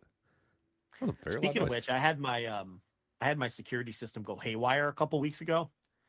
So I had the guy come out and everything and rewire and completely redo my security system. Okay. And as part of that process, I have to change all of our passcodes and all of the, like, if they call you and, you have like the verbal code too, you have to give them, like if they call you to prove that you're not the person that has broken in and tied everybody up. You know what I mean? So you have to change everything after they rewired everything. And the guy goes, in order to proceed, you have to give me your previous verbal password. So I was like, okay, it's Ellie. And the guy goes, yeah, it's probably a good idea that you change that one anyway. You don't want to, you never want it to be like, is that your daughter's name? You don't want it to be like a family member's name or anything because people can figure that one out. And I was like, family member, daughter? No, it's the most exciting player in Major League Baseball. What are you talking about? I mean, why would I name it after? Why would I use my daughter's name? And the guy, he's just dying on the other end of the line. But my password is no longer Ellie though. Had to change it before. But Rose. Should I tell everybody what my it's new Rose now or something like that? I'm trying to think of what Cincinnati Red legend it is. Yeah. Should I tell everybody what my new password is? Sure, on my why security not? System, or should I hold that one off from thousands and thousands of years? What do you think? Maybe hold that one. Hold that one. Yeah. Give your home address, but don't give them the security thing, and then let them try to figure it out when they're there to try to do it. I think that's probably the way to go. I'm like, listen, sir, it's the name of a 22-year-old prodigy that happens to play for my favorite team. Okay, it's not my daughter. That would be hokey. Yeah, that would be ridiculous. No, sir, it is not. But are you being broken into over there? Like, what's happening? I don't know. Okay, I guess we're good. I don't know. Maybe a bird or it might be a cicada. They're pretty loud when they're hitting the windows here. All right, TripleMania, Tijuana. You want my hot take? Yeah, go ahead. I didn't think this show was fucking terrible. I thought it was really bad. Torture. I thought it was really bad and not good.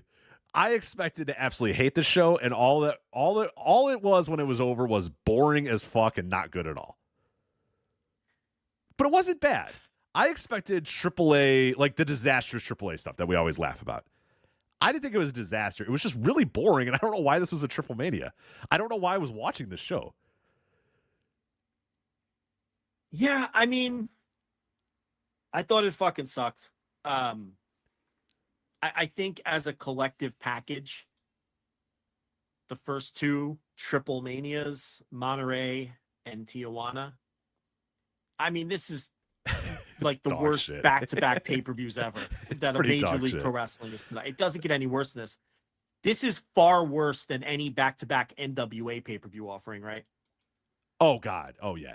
Has to be. Because the NWA shows are just like below average. They're not like heinous. Monterey was heinous.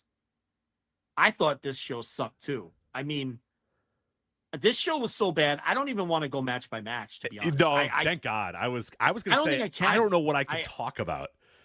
Yeah, I don't know how to attack it. Okay. Here's the other thing, too. Nobody watched this thing. I think we're the only people on earth that watch this thing. Because you go and look at Cage Match, and the Monterey show has a 1.61, which is probably higher than it deserves. 27 votes. Again, not a lot of votes.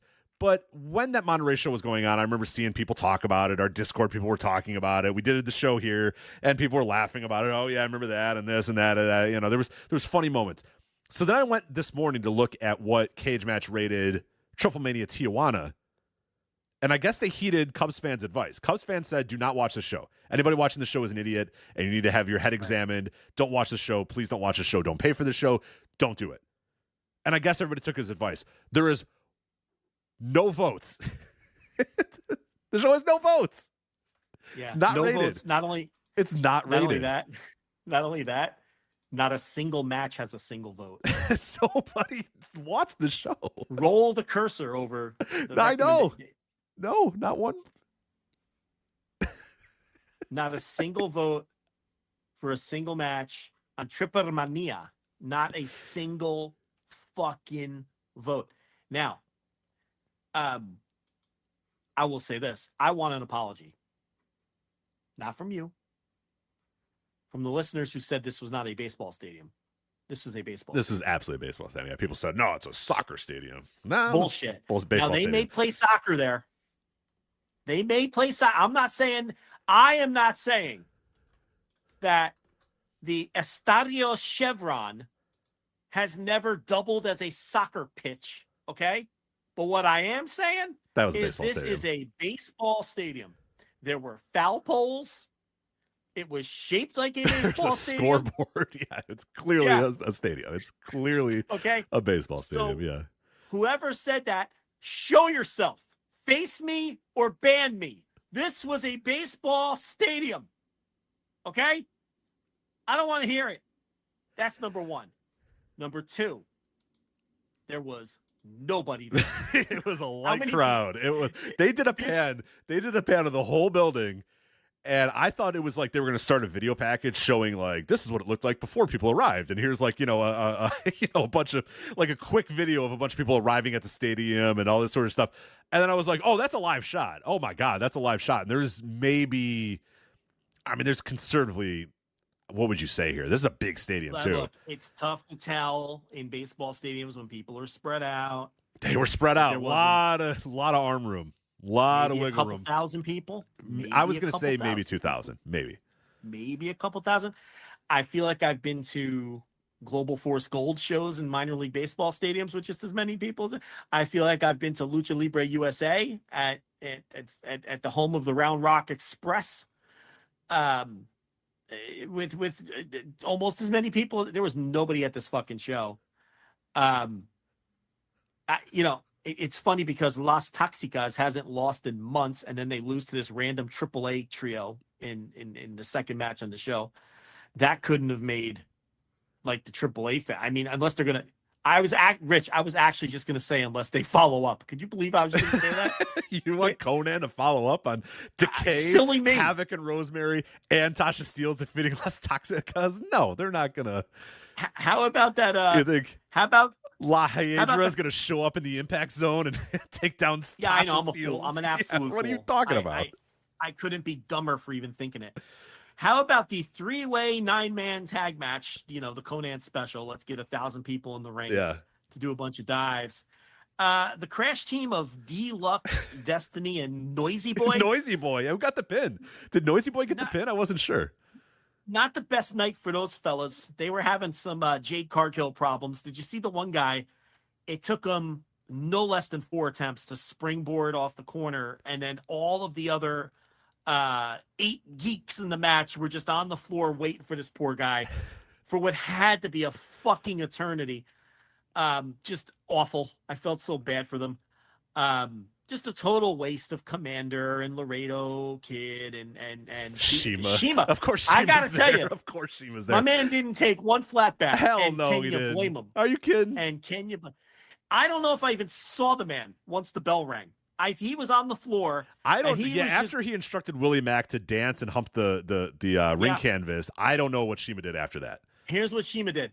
He was on the floor and he grabbed a hold of Deluxe and he said, "Pal, you're with me, Leather. We are just going to stand here and throw weak punches at each other for the duration of this thing, and participate in the catches, and that's all we're doing." He didn't do shit. He didn't take a flat back. He wasn't in the ring.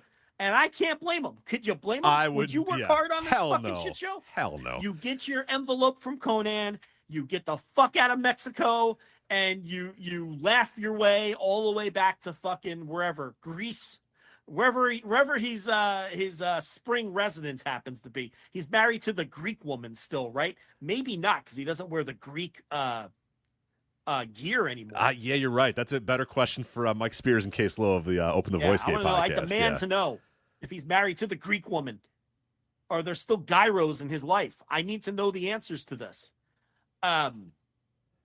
Yeah, well, and the rest of this, I mean, just a whole lot of nothing. I just will nothing. say this. It wasn't. That's what I mean. Like the last part of the show wasn't like horrible. I thought I was gonna like laugh, or it'd be fun bad, or it'd be so bad I'd come on the show and bury it. I was just bored out of my fucking mind as I'm watching all these multiple man matches. I'm like, why is this a TripleMania? And there's nothing of consequence. There's nothing of consequence. We got a 8-man tag. Here's what's on the show: an 8-man tag, a 6-man tag, a 3-way 9-man tag, a 3-way match, a 6-man tag, a 6-man tag, and an 8-man tag. Why am I watching this show? And let me tell you, you know what I love? I love 8-mans on AEW. You talked about it on your Thursday Dynamite review this week. I talked about it in the Discord. My favorite things in AEW right now, and something I would do on every single show, is do a 6-man or an 8-man all-star match, because there's so many stories I can tell, and my roster is so fucking deep that I'd roll that out every single week. Whether it's every week on Collision, every week on Dynamite, whatever.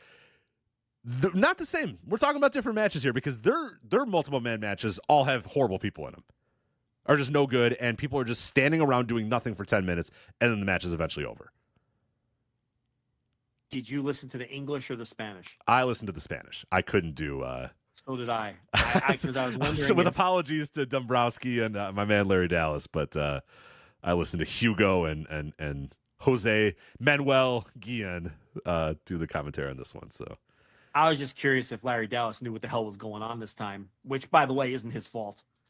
Because who could tell what's Nobody going knows. on? Cubs fan doesn't know. He watches this stuff so much that people tell him, please stop. You have to stop watching this stuff. And he still does, but he doesn't know what's going on either. How about, though, I will say this, our boy Alberto El Patron, okay? No T-shirt, ripped. He got himself He a was new... ripped. Yeah. He got himself... That's that. Now he was in the shape of a boss. He earned the El Patron name. No T-shirt, Alberto, pulling it over his spare tire like last time. None of that. Yeah, good for him. He hit the gym very aggressively over the last... I've always said no one takes their career more seriously than Alberto El Patron, so I was expecting him to be in tip-top shape. Yes. Oh, yeah. So yeah, if you're going to be facing Parker Bordeaux and QT Marshall and Sam Adonis and Satnam Singh, you got to bring your A game. Right. By the way, can we lose the Jeff Jarrett throwing the tortillas thing now? It's such a fucking meme and so bad. I think Griffin, who did the review for us at VoicesWrestling.com, did a tortilla count, and it was like 25 or something like that. It's like, we heard you. One time he did it while he was drunk, and everybody thought it was kind of hilarious and horrible at the same time. Now he comes out and he's just fucking tossing a whole tray of tortillas in the crowd. It's like, oh, we heard you. Yeah, but you know what? As a man who's already canceled, just let me say, Rich over there tugging the collar, let me just say, the Mexican fans always get a kick out of it. They do. Smiling. They do love it. Yeah, they're not offended by this. Oh no, I agree. So, I just think it's just boring now, because he's done it. I'm not going to be offended on their behalf. I'm saying he's got to bring the A game. Yeah, because it doesn't really get heat. No. He needs a sombrero. He needs a little, a mariachi. Yeah, he's got to go to the next level. Yeah, you go to the next level if we want. We talked about Speedy Gonzalez. Like, just watch your old Speedy Gonzalez tapes and take some from that the next time. But the tortillas thing is like, everybody kind of laughs because they've seen it 1,000 times already, and he does it every time he comes down. I just don't think they take him seriously. I don't think he can get real heat. No, probably not. He's got to bring back Karen the Witch. That's what he's got to do. That was the heat. She had heat, man. Yeah, she gets the heat. Spit at people. Yeah, both working heat and shooting heat. I saw her spitting on people at a WrestleMania weekend. Yeah, just spitting on fans, and the fans got thrown out. I don't know how fair that might have been. I can't kick Karen Jarrett out of there, can you?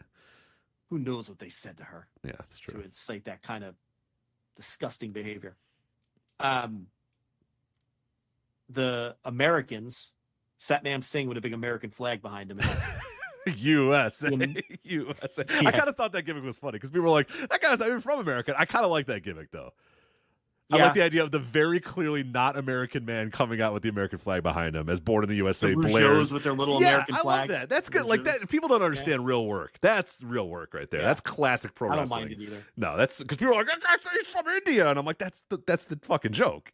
Yeah, that's why it's funny. Yeah, but they won. I was excited. When are the Mexican team gonna? You know what I mean? Yeah. Like Vamp. When's Vamp gonna win one of these retirement matches? Well, he's got 86 more to go, so I'm sure one of them will. Well, it was nice to see Dave the Clown in action. I will say that. You think they're going to do Negro Casas? Are you earnestly asking me a booking question about AAA? I am. Okay. You think they're going to do Negro Casas and Dr. Wagner Jr. hair versus hair? No. In Mexico City? Maybe. Preach says no. Okay.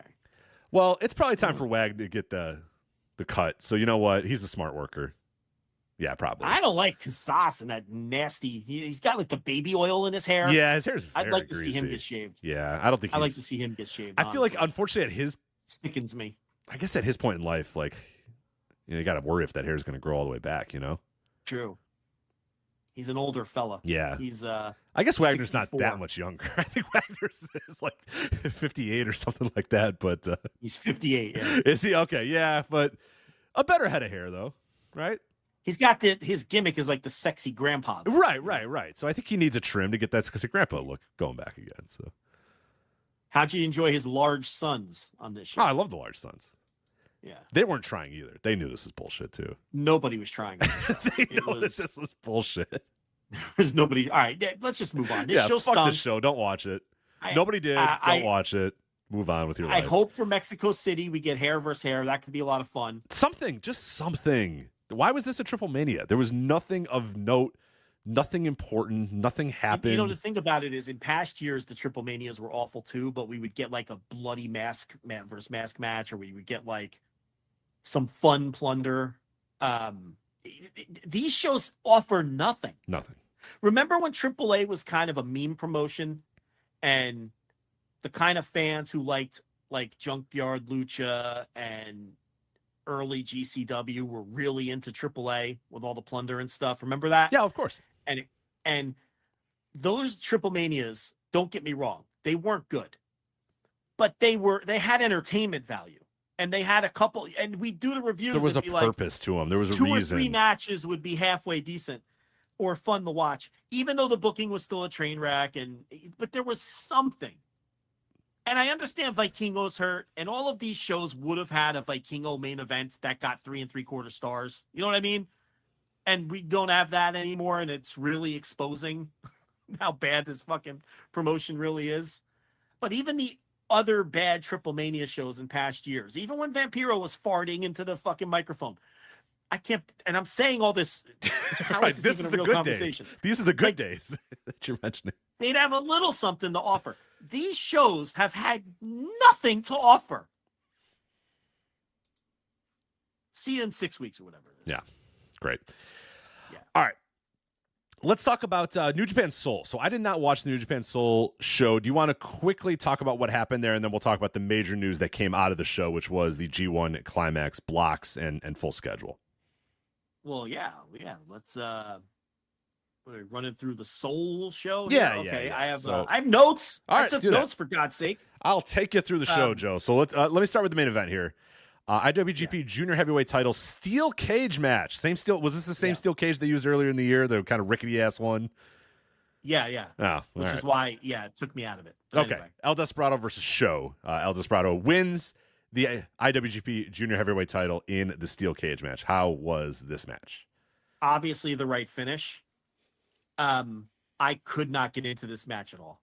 It was because of the rickety cage.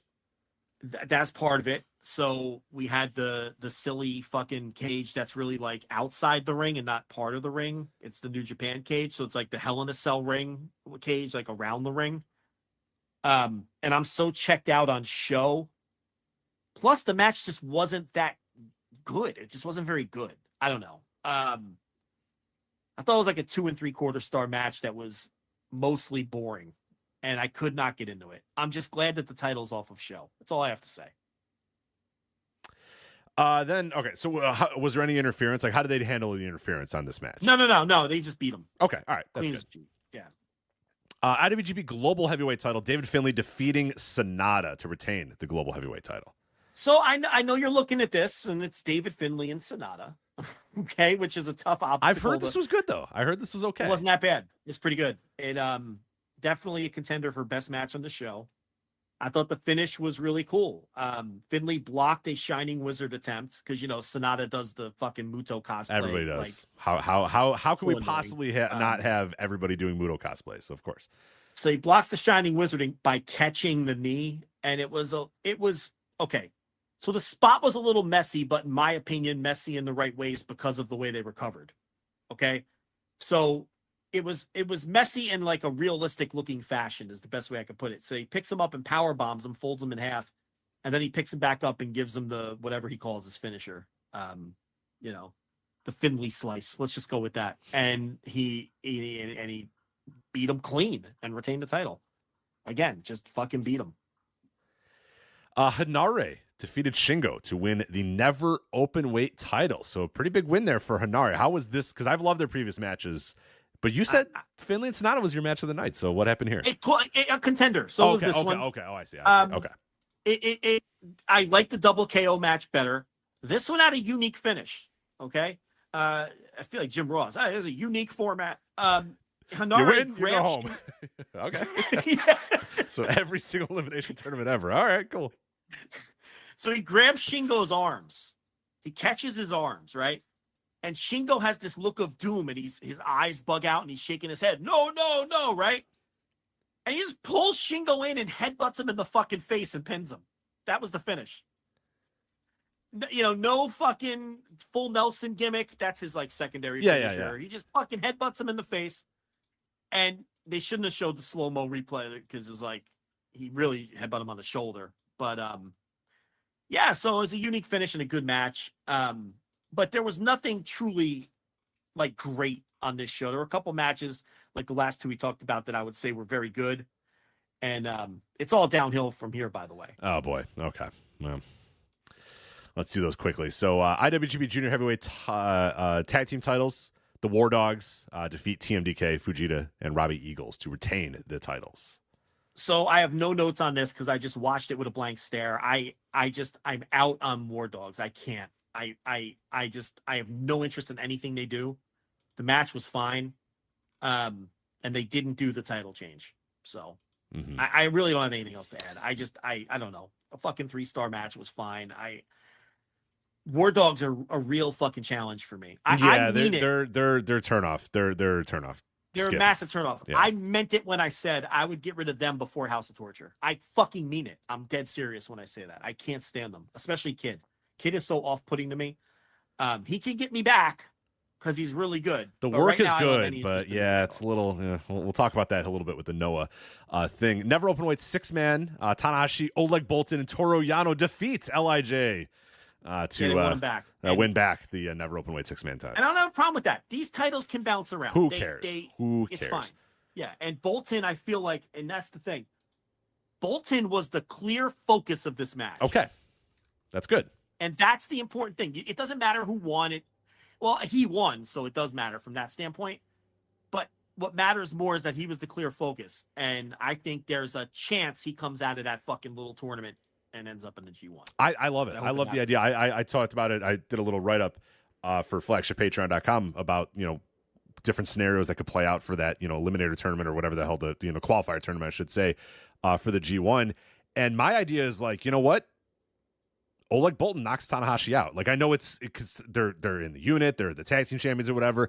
He's got to do it because that's, his chance to get in the G1. And like, I don't think that needs to be the last time Tanahashi's ever in a G1, but I think that'd be such a huge moment for Oleg to beat him and get that stamp of approval from Tanahashi. If you're about that life and you want to push these guys and you want them to be that next generation, what a better moment, what a better thing to do than have Boltin be the guy that knocks out Tanahashi. The guy's been in 23 straight G1s or whatever the hell it was. And you can have it where Tanahashi says, okay, next year's going to be my last G1 or whatever. You want to obviously promote when his last G1's going to be. It can't just be this, but I'd say Boltin beating him, that's a hell of a story. And I would do it. I honestly would. I think that's great. One of Kellen Newman or Oleg Boltin. I think you could do both of them. We'll talk about that here in a minute. But I love the idea of Boltin knocking Tanahashi out of the tournament and going. I think that's great because he can lose all of his matches in the G1, but you'd have ready-made stories now for the future with him. So that's what I would do personally. But let's finish this show and then we'll talk about the G1. All right, real quickly, I'll just go through the other ones. Did you watch the kickoff match, the time limit draw between the Young Lions? Yeah, I did. I feel like based on their body frames, and the guy looks like to be a junior, and Yasuda, I think, is going to be the heavyweight. But yeah, probably like my third or fourth favorite match on the show, honestly. I love these young lions. Just classic pro wrestling, man. Yeah, they just get out there and they go to the time limit draw, and it was a lot of fun. I'm starting to get to know these guys now. So, all right, then you move on to United Empire, Cal Newman, Akira, Great Okan, Cobb, TJP versus a bunch of other dudes. Do I need to say the rest of those matches? Yeah, there were two young lions on the other side, Bunch of Katsuya matches, Morishima and Sho Makato. And then Kojima, Hanma, and Ishii. And obviously the side with the Young Lions lost. Nothing to see here. Dookie and Taichi defeat Ren Narita and Yoshinobu Kanemura. We were curious, what were they going to do for a finish there and who was going to win? It was really kind of up in the air, but Kanemura is the one who loses. Bishiman defeats Dick Togo and Evil. It was a nothing match, but I think New Japan should do more of this. Bishiman is their top tag team, their top babyface tag team. Instead of being in some useless 8-man tag, give them wins. Keep them strong when they're not champions. Get solid 2 versus 2 tag wins. That is a booking change. I would like to see more of this, where tag teams that are regular tag teams win matches on undercards of these bigger shows. And then Naito and Teton defeat Taka Michinoku and Yuya Uemura. You could take a guess who took the fall there, and I have no opinion whatsoever on that match either. So there you go. Let's just move on to I've got notes on all these matches, but we're running out of time. We rather spend it on I'd rather talk about the G1. Yeah, the G1's looks pretty awesome. I am very happy with this G1. He's into it. I am into this year's G1. So like I said, I did a write-up at flagshippatreon.com if you want to jump on that. Talk about what's in the blocks, talk about the schedule, and also my thoughts on who could come out from the blocks and quick little thoughts. But the A block is Naito, Tetsuya Naito, Shota Umino, Sanada, Shingo Takagi, Great Okan, Zack Sabre Jr., Evil, Gabe Kidd, Jake Lee from Pro Wrestling Noah, and the A block qualifier winner. So let's talk about the qualifiers first, and then we'll talk about the block. The qualifier participants are Ishii, Yoshihashi, Kenta, Callum Newman, Chase Owens, Yujiro Takahashi. I think initial thoughts are Owens, Yujiro, Kenta, non-starters for me. Please, especially Chase and Yujiro. Please, dear God, not Chase and Yujiro.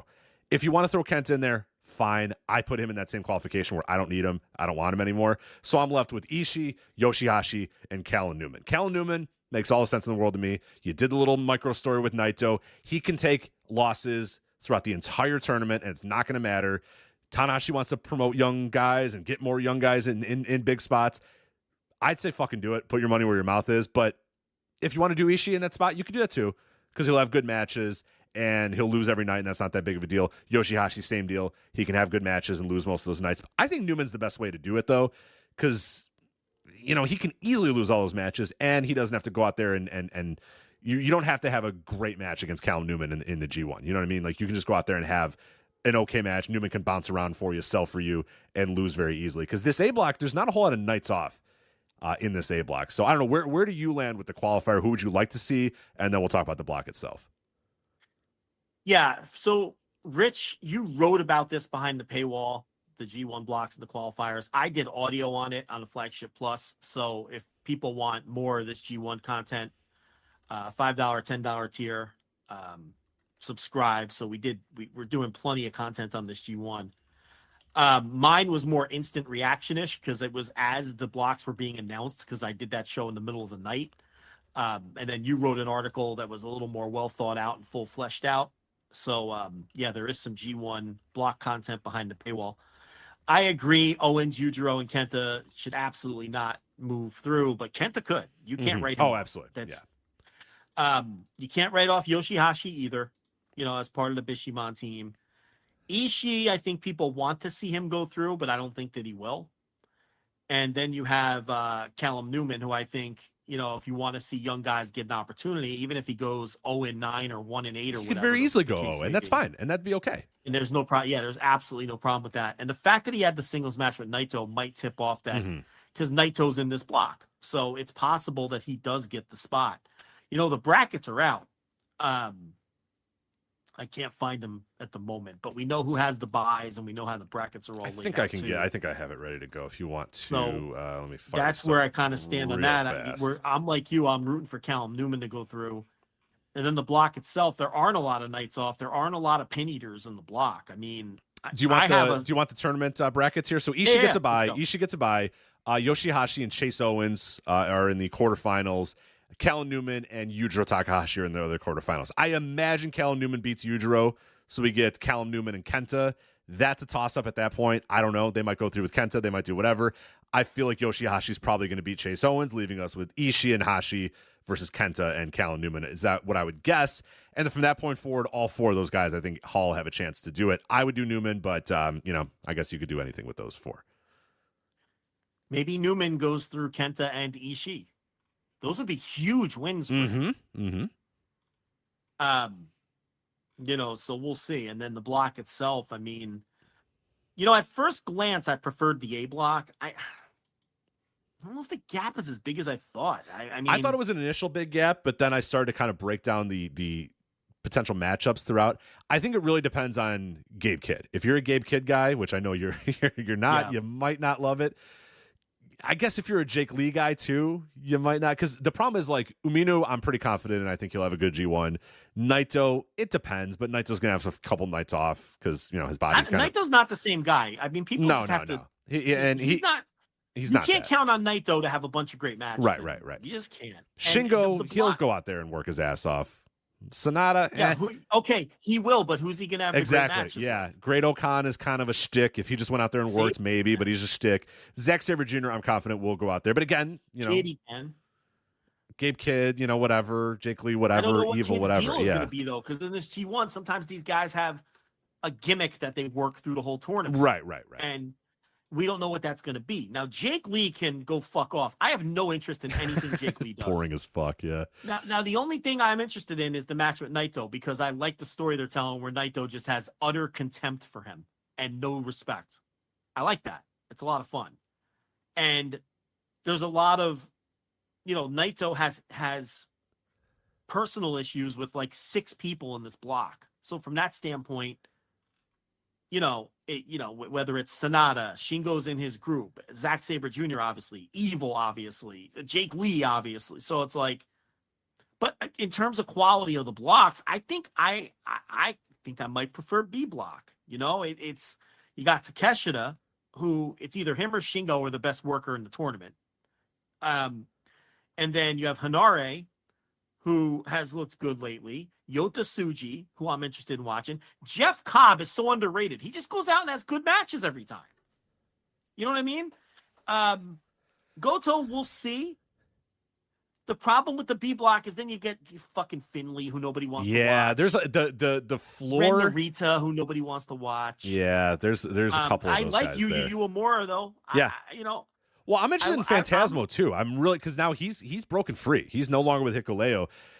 I feel like it's like the 5th straight year. I'm like, hey, man, watch out for Phantasmo. Maybe it's time to get going. But, like, I really mean it. Like, this is his time to kind of get going here a little bit. If he's really going to do anything with his, with him as a singles guy, like, this is it. This is the moment. He's kind of broken finally free of all the Bullet Club shit. So I'm very curious what goes. But the problem is Narita and Finley really drag down the B block. But Takeshita's going to go out there and work his ass off. Hanari's going to work his ass off. Cobb's going to work his ass off. Tsuji's going to work his ass off. I'm with you. Initial thoughts, and I even wrote that up. My initial thoughts was like, hey, man, the A block is like studded. Oh, man, the A block's like so far ahead of the B block. And then I kind of slept on it a little bit. I'm like, I think I kind of am going to prefer the B block. Even though there's not as many big stars in the B block, I think there's more opportunity for really good matches out of the B block. Who's the best worker in the tournament? Takeshita or Shingo? Probably Takeshita, but right, so I'd put Shingo 1 and 2. Let's not belabor it. Let's just go Takeshita 1, Shingo 2. Okay, deal. Who's number 3? I mean, honestly, probably Sabre? Jeff Cobb or Sabre. Probably Sabre. Again, let's go Sabre. We're gonna go Cobb 4. I'm pretty confident with that. Yeah, I think that's fine. All right, Cobb 4.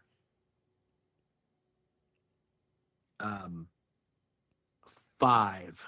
Let's see who would be contenders. So I'd say Kid, Naito, Goto, Kid, Tsuji, Umino as guys I would all have in that spot. I'd have Uemura over Umino, but then maybe that's just me. Yeah. Hanare, Hanare got to be in the mix. This is where it gets tricky. Yeah.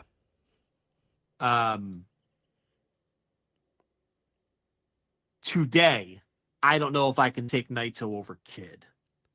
And I don't even like Kid's routine. Maybe I can. Well, what about Suji? Would you take Suji over those I put guys? Suji in that mix for sure. I put Suji fifth. I think Fuck Suji it. should Yeah, be Suji rocks. All right, so Suji would be fifth. That's B block. So now, are we going Naito, Kid in some order? How far can we really drop Naito? Yeah, now it feels kind of sacrilegious to keep putting Naito behind these guys. Let's just put him sixth. So we'll put him sixth. That's A block. And then are we going Kid seventh? The other contenders would be, we have to have him ahead of, he has a better resume than Uemura or Ominu. Yeah, for sure. Is he better than Finley? Yeah. Is he better than Hanare? Yeah, I'm gonna go with Kid. I'm gonna Kid over Hanare. People get mad. People like Kid for some reason. So 8. Now we're talking Hanare, Finley. How far are we going to drop Goto? You can keep going on Finley. He's going to be pretty far down the bottom of my list. You can stop mentioning him for a while. There's a couple other guys I'm going to have over Finley. Has Jake Lee entered the chat? No, Jake Lee has not entered the chat. He's in the muck there. He's down there. How far are we dropping Goto? I can't drop Goto that much further. He is still Hiroki fucking Goto. And Phantasmo. We can't forget about Phantasmo we think he's solid. Yeah, we got to start mentioning him. I agree. I wish I could mention Okan, but I don't know what he is anymore. So, yeah, tough, tricky one. Let's go Goto out of respect. So 9. Who were we talking in his neighborhood here? Phantasmo, Finley, Hanare. You really putting Hanare ahead of Finley? Yeah, let's put Hanare. Yeah, oh, fuck yeah. Are you kidding me? Yeah. So we'll go Hanare. David Finley hasn't had matches as good as Hanare and Shingo. Ever. So 10, we've got Finley. We have there's got to be somebody else. There's got to be somebody Aminu and Uemura. I'll throw Aminu in there. Yeah, Aminu, Uemura for sure. Those are guys. Sonata.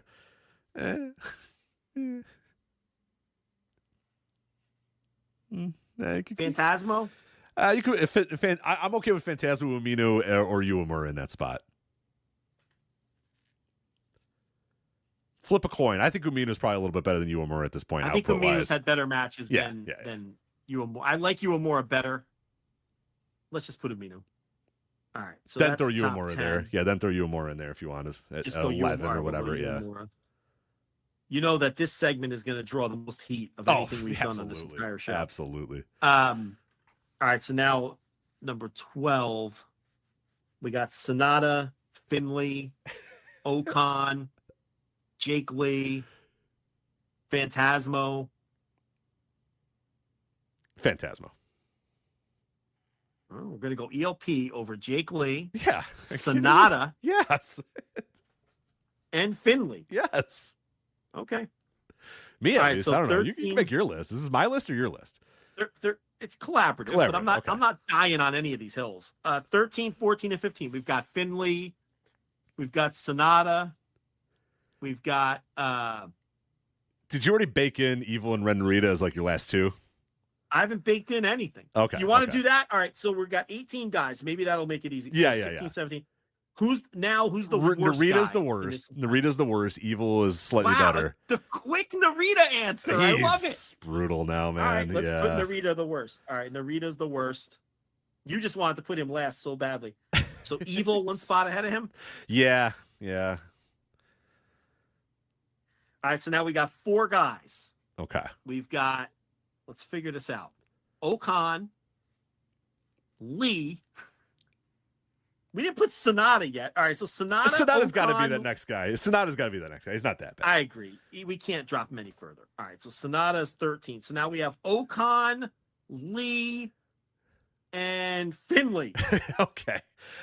Finley, it's got to be Finley. It's got to be Finley. Yeah, Finley's got to go now. Yeah. All right, so Finley, For the record, we're burying Jake Lee, man. Holy for the crap. record, I don't agree with this Finley placing. Oh, Finley just for the stinks. What Finley match has been good? Get out of here. But did you just have one for Sonata? Oh, I didn't watch it. Sure wasn't that good. So now we got Okan and who's the other guy? Okan and Jake Lee. Ooh. Yeah. I prefer Okan. I gotta be honest. Okan too. I was waiting for you to say it. All right, so Okan. There's a lot of people that are pretending that Jake Lee's good or like kind of excited about this. Y'all are this could be a big wake up call. Yeah, he stinks. He's not good. Stinks. He is.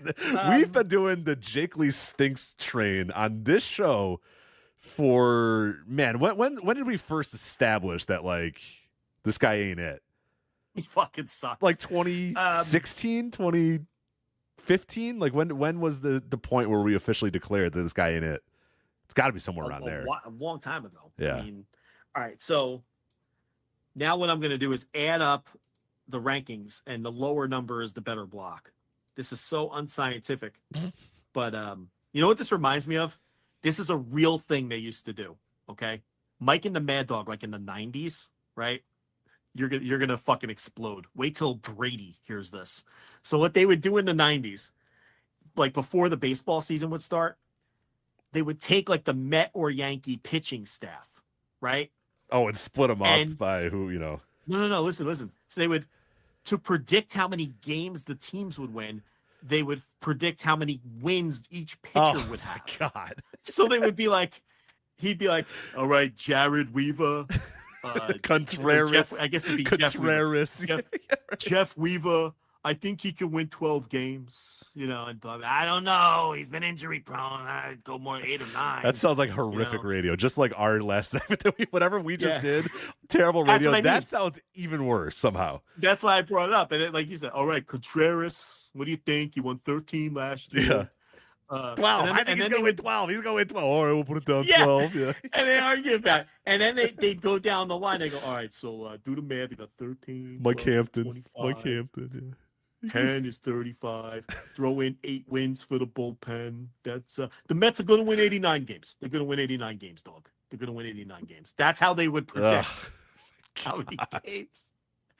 And even then, you knew it sucked. Like, this is a horrible way to do this. This is terrible. And this was long before like the analytics boom. Right. It was still, this is terrible. Like, people make fun of them for the NFL schedule thing. That's a win. Like that.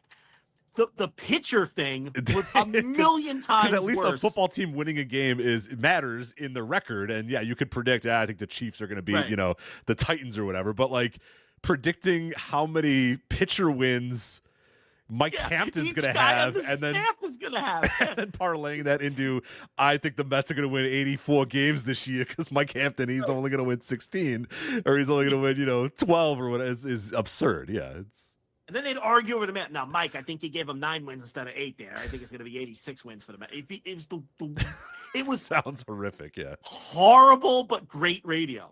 Okay, so B block.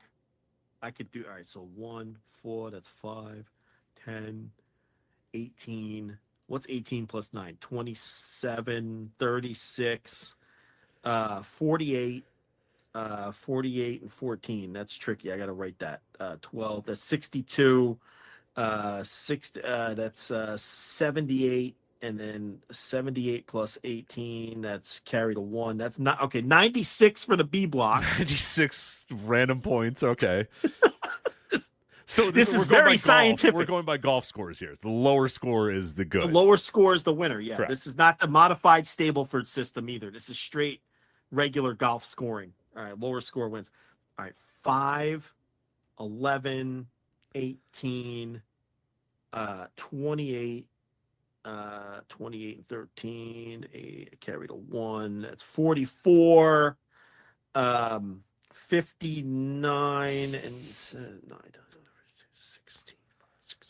Wait, I must have missed something. Oh, God. Hold on. A block. Hold on. Let me make sure I have 9. 1, 2, 3, 4, 5, 6, 7, 8. No, I put someone B that was A. Hold on.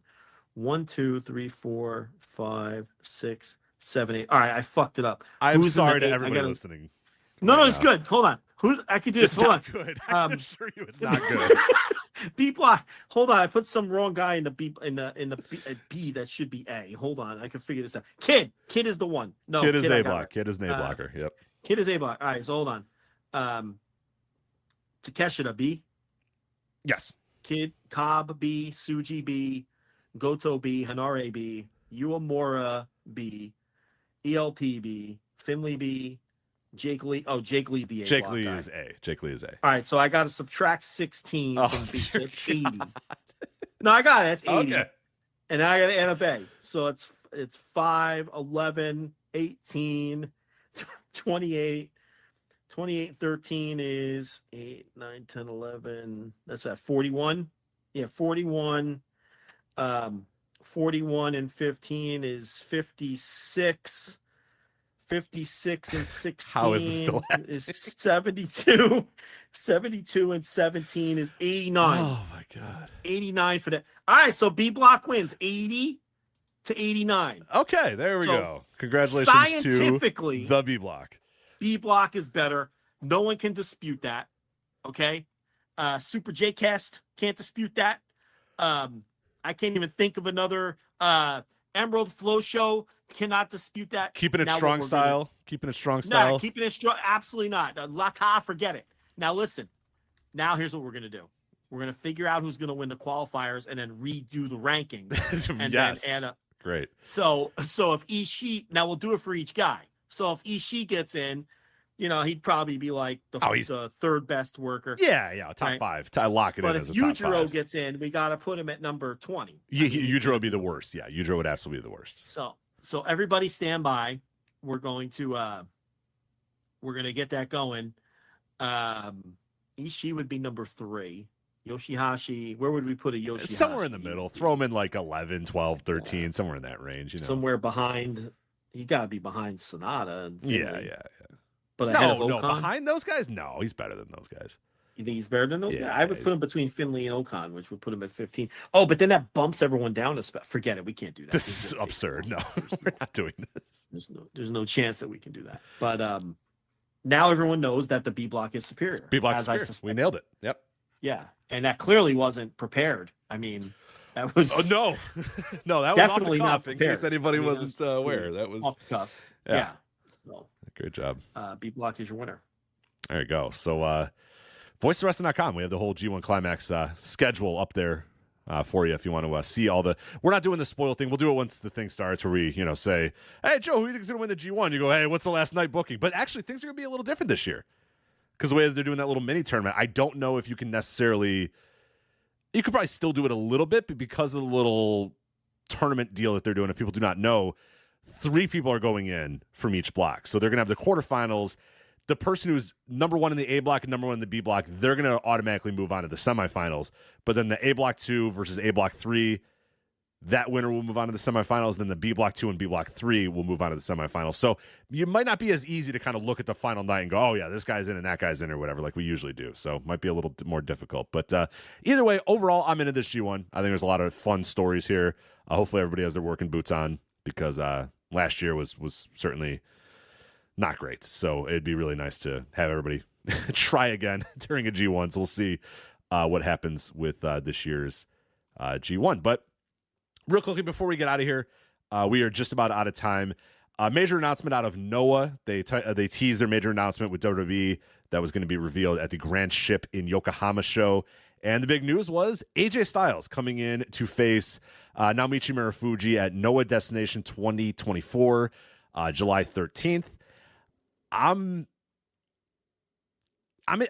know what I think about this because it's like I'm playing out a bunch of different scenarios in my head. There's a scenario where these guys go out there and they just work their ass off and it's awesome and it's fun and it's this, once in a lifetime match that you never thought you were ever going to see, and here they are doing it and turning back the clock and doing that sort of stuff. There's also AJ Styles doesn't really care, so he just kind of comes in and loafs. There's Naomichi Marufuji can't, get back to his fountain of youth or whatever. he had that good match with Ospreay last year, so there is, Marufuji can still put it together sometimes. Both parties are going to need to be on their best day for this to be great, but I don't know. I think I'm still into it no matter what, but I do think this has the ability or the chance, I should say, to not deliver at all, and people are going to be really disappointed by it. Or I think it has a chance to be kind of fun and pretty good. I don't know if it has a chance to be like a great match. I don't know if it's going to be a great match, but I think it'll be at least fun, a fun novelty or something. What do you think about AJ and Marufuji? I think that it's a match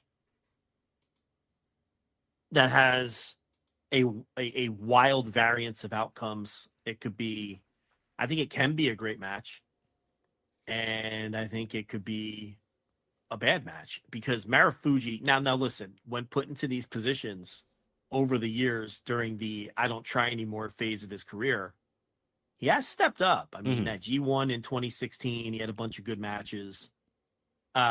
He had actually there's been a variance of outcomes. He had an okay match with Kenta. Remember when they sent Hideo Itami to Noah for the anniversary match? Yeah. He had one of the worst matches you'll ever see against Kota Ibushi, but it was not his fault. I mean, it was more Ibushi was abysmal in that than he was. So you kind of get, a wide variance of outcomes with Marufuji when he's put in these kind of spots. AJ, same thing. I mean, at this stage of his career, he can be great. And he could be okay. So it's hard to get a feel for how this match is going to be. I really believe there's a wide variance of outcome. We'll see if Marufuji, you put it, the Will Ospreay match. He had a great match with Will Ospreay. Mm-hmm. So, I mean, that is Will Ospreay, but AJ Styles is great too. So, I just wonder I guess he's got to be there's got to be some part of AJ that wants to go out there and have a really good match with Marufuji. He's still a wrestling nerd at heart. We still know it's AJ Styles. We'll see. I mean, and you'll know his attitude. You'll know very quickly. I think you'll know immediately in the match if it's going to be a good one. No, AJ isn't what he was in like 2016, but there's this idea that AJ isn't any good anymore. That's not true. He's still an excellent pro wrestler. I don't buy the idea he can't. I mean, so I don't know. As far as the relationship and all those things, we'll say this isn't nothing. This isn't Regal's dopey kid. This is a guy who just main evented their pay-per-view. Yeah. So, or, was in the world title match. I guess Drew was the main event. So, this relationship isn't nothing. What is it? Is it something? I don't know yet, but it's not nothing. This isn't some NXT geek that they sent over there.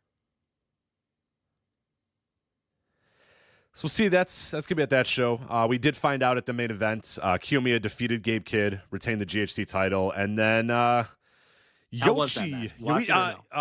It was good, not great. I've seen some people that really, really loved it, so I had high hopes watching it. It was too long. I was told it was a little too long. They missed their peak. If that match ended in 18 minutes, it would have been fine.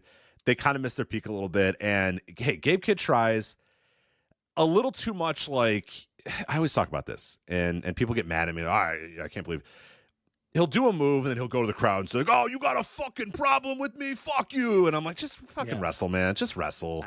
I know. The shtick is too much, man. It's he's got to pump the brakes a little. He's got to reel it in. He did it so much during this match.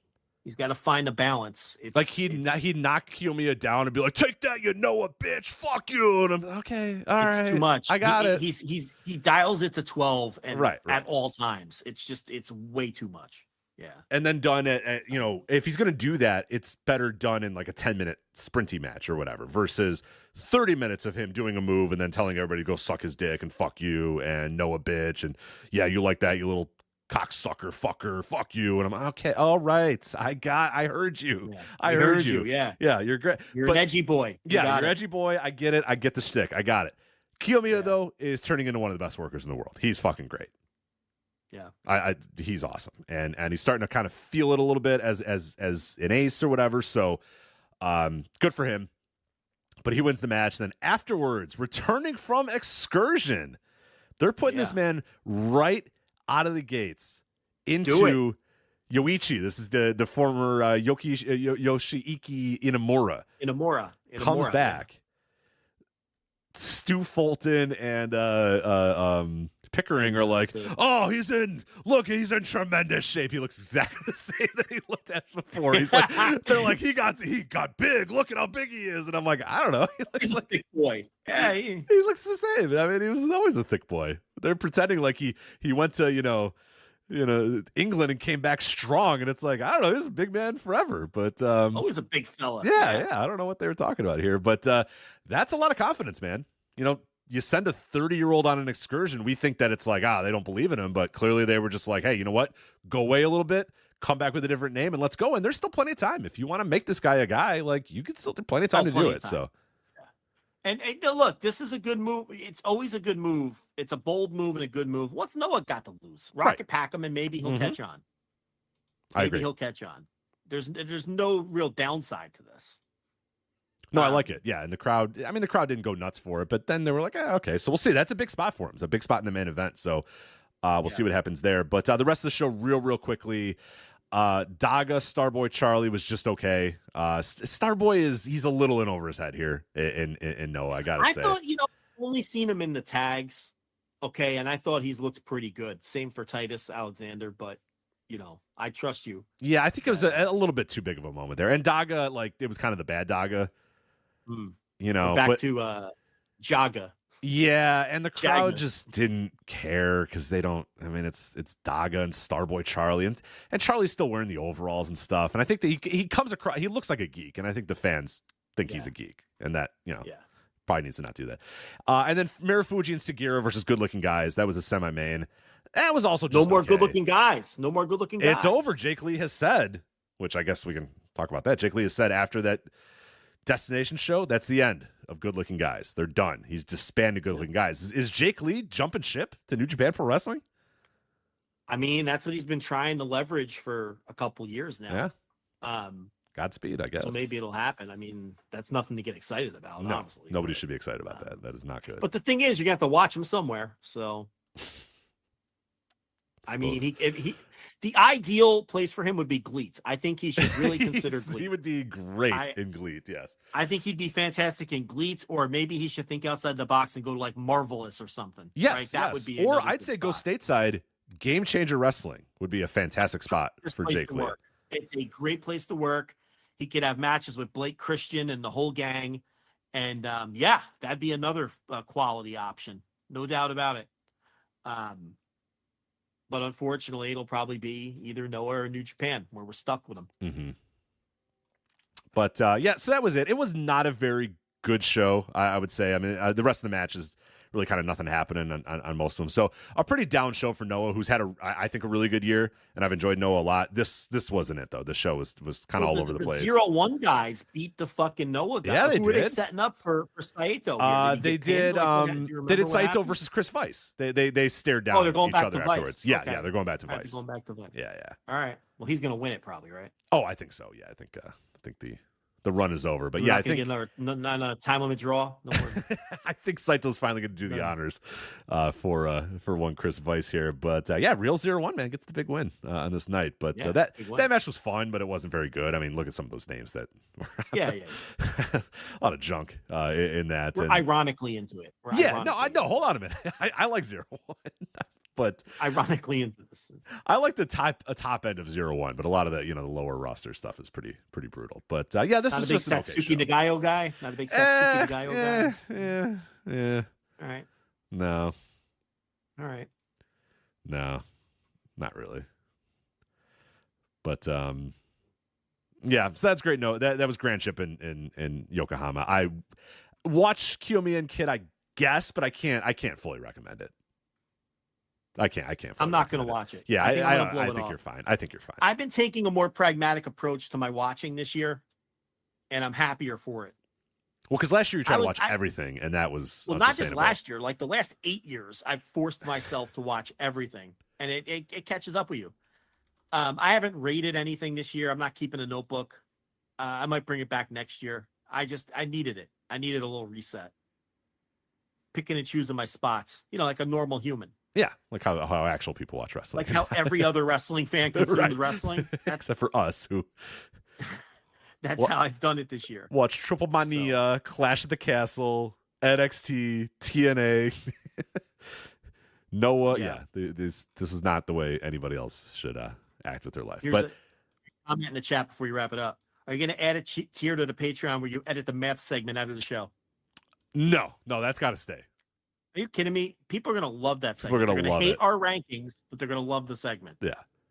The rankings it got bad. It got fun bad. It lasted so long that it actually got pretty fun. Yeah.